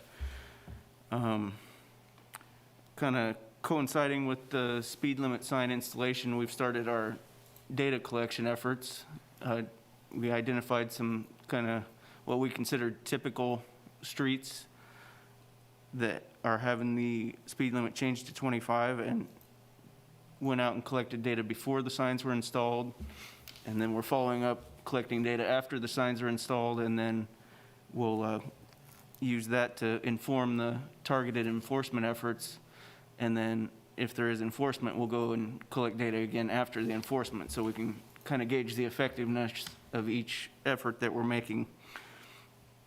The next big item of the program in general is the pilot study for a neighborhood that we're going to do this year.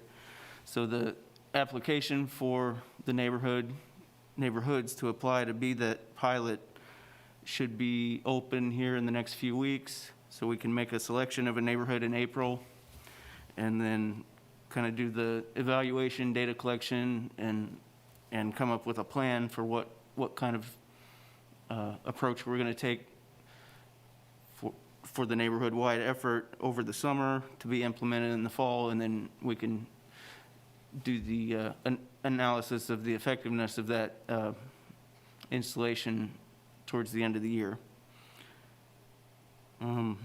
So with that, we do have an ask for the commissioners tonight, as well as to help us continue to get the word out about the public campaign.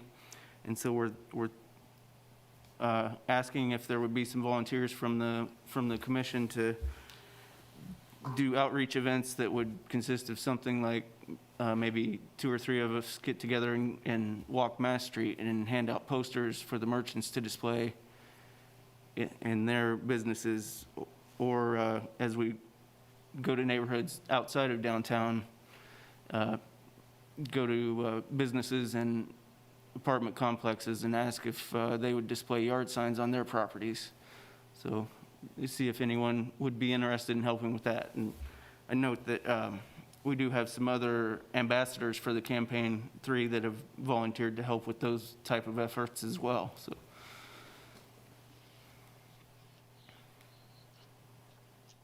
All right, any volunteers for that outreach effort? No more. Aaron Payton, Commissioner, I'd be willing to do some walking to distribute flyers and stuff for businesses. Can't do any more checks.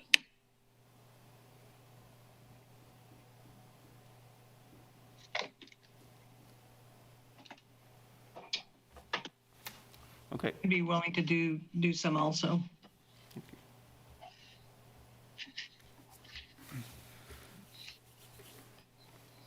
Yeah, if anyone, Dave Cronin, City Engineer, if anyone's interested, now or later, just get in touch with Dustin or myself, and we'll get in touch with Dustin to get a plan to help out. So appreciate that.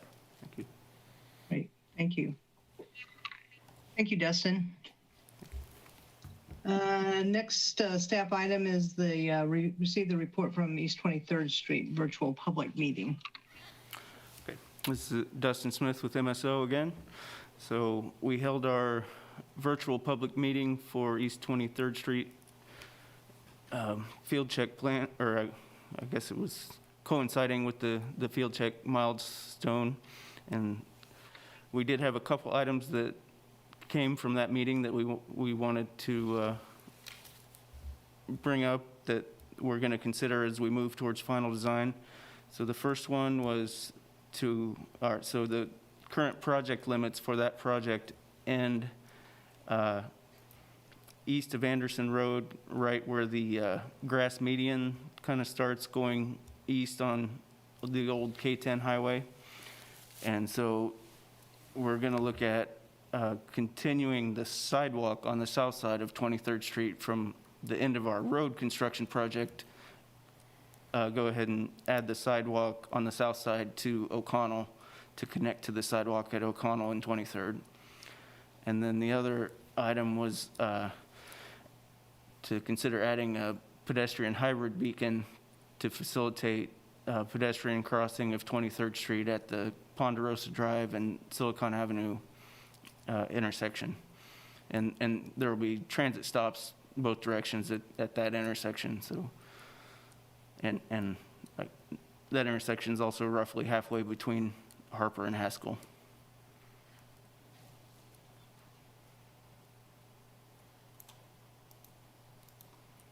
So this is Commissioner Collette. So that pedestrian hybrid beacon will be added to the plan. Is that what you were saying?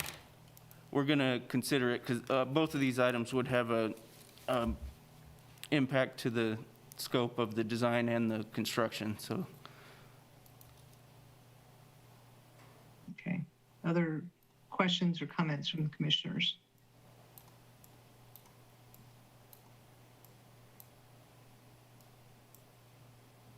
All right. Thank you, Dustin. Moving on to commission items. Any commission items this evening?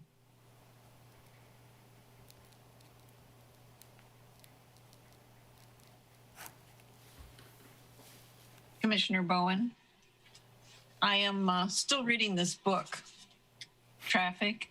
It's really interesting. There's a lot more research than I even considered existed. It's even more than what we see on the federal highway site.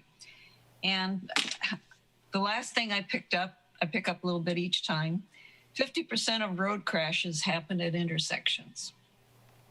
There are 32 potential points of conflict, vehicle to vehicle, 24 points of conflict from vehicle to pedestrian. Intersections are not safe for pedestrians. Roundabouts reduce the points of conflict to 16. However, there's no information on pedestrians. I'm sure David's heard all this stuff before, but I just thought that was kind of interesting. The other thing I read was every time you add a lane, there are diminished returns. You do not double the volume if you add a lane.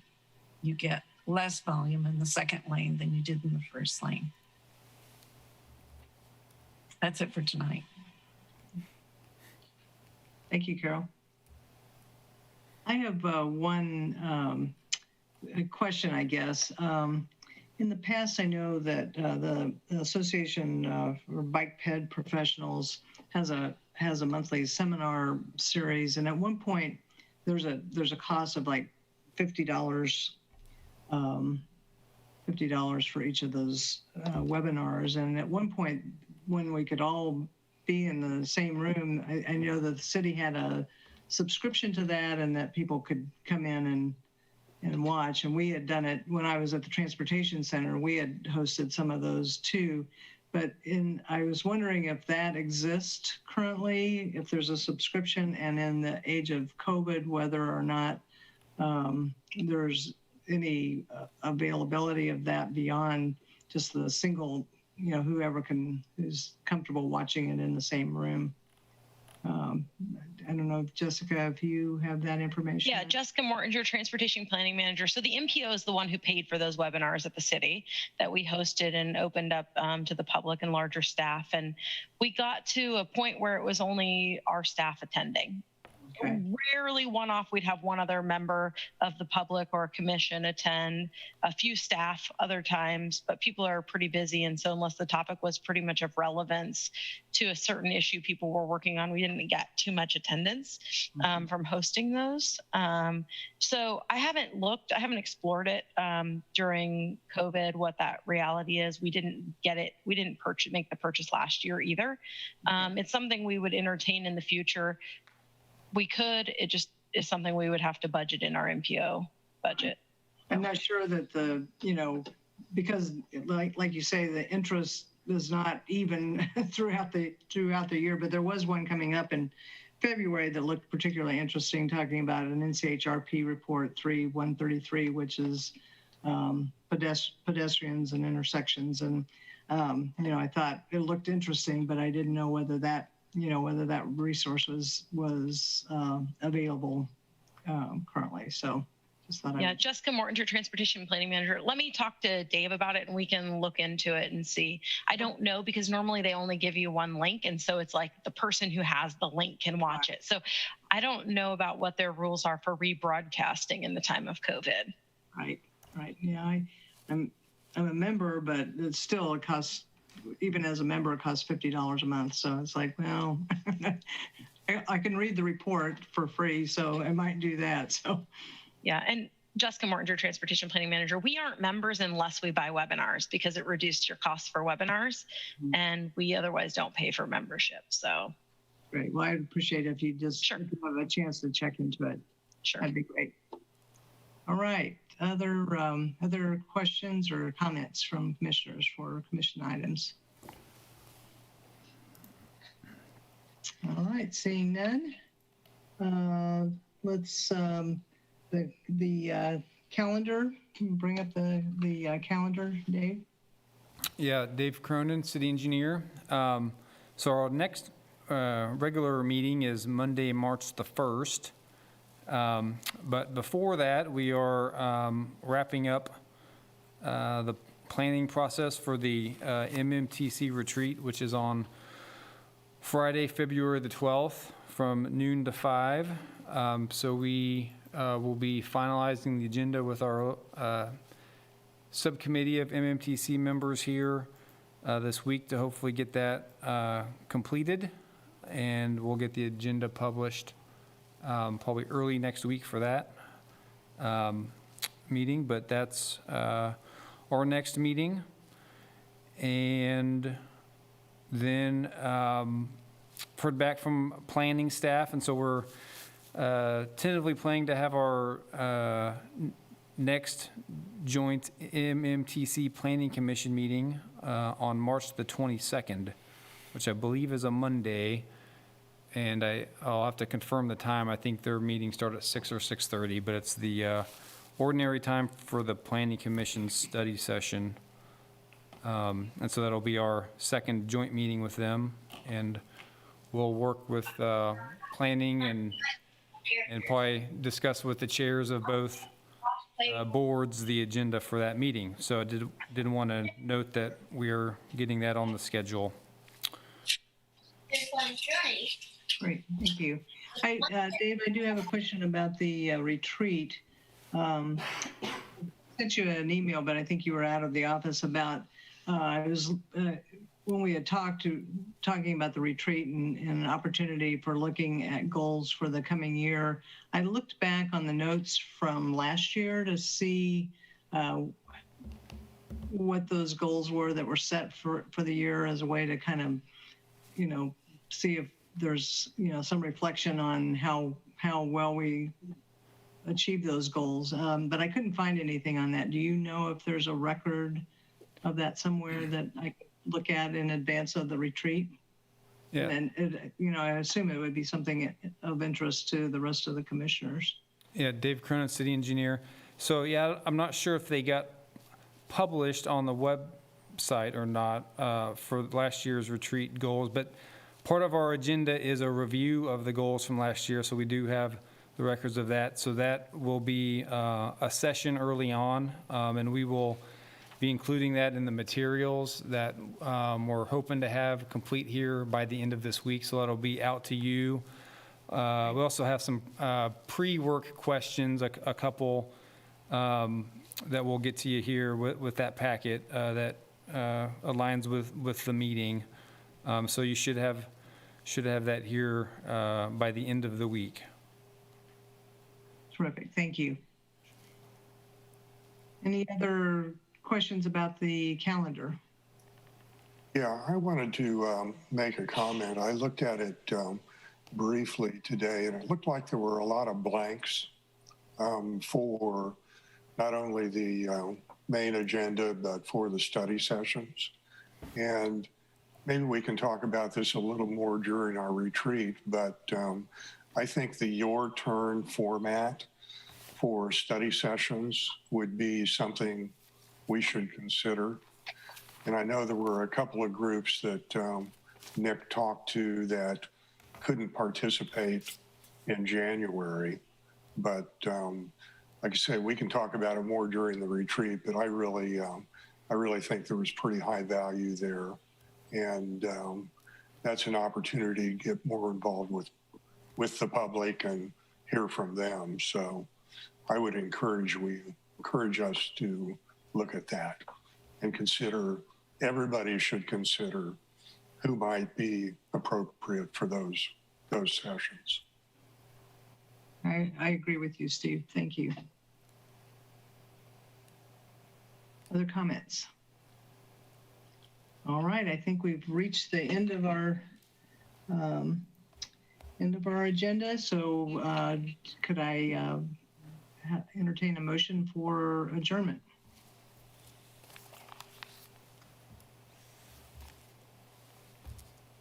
Everybody wants to stay. It's the one with the silver. Erin Payton, Commissioner, I move for adjournment. Second. This is Steve Evans, Commissioner. I second. And Pat, you did a great job tonight. No, thank you. So I think you should be chairperson for life. No, definitely not. Well, thank you. You're a pro at it. We appreciate it. Yeah, thank you. All right. Do we need a count on this, Dave, or can we just say if everyone can raise their hand, I think that would be sufficient for this motion. So, got a motion to adjourn. All in favor? Thanks. Okay, looks like unanimous. We're adjourned. Thanks, everyone. Good night. See you in a couple of weeks.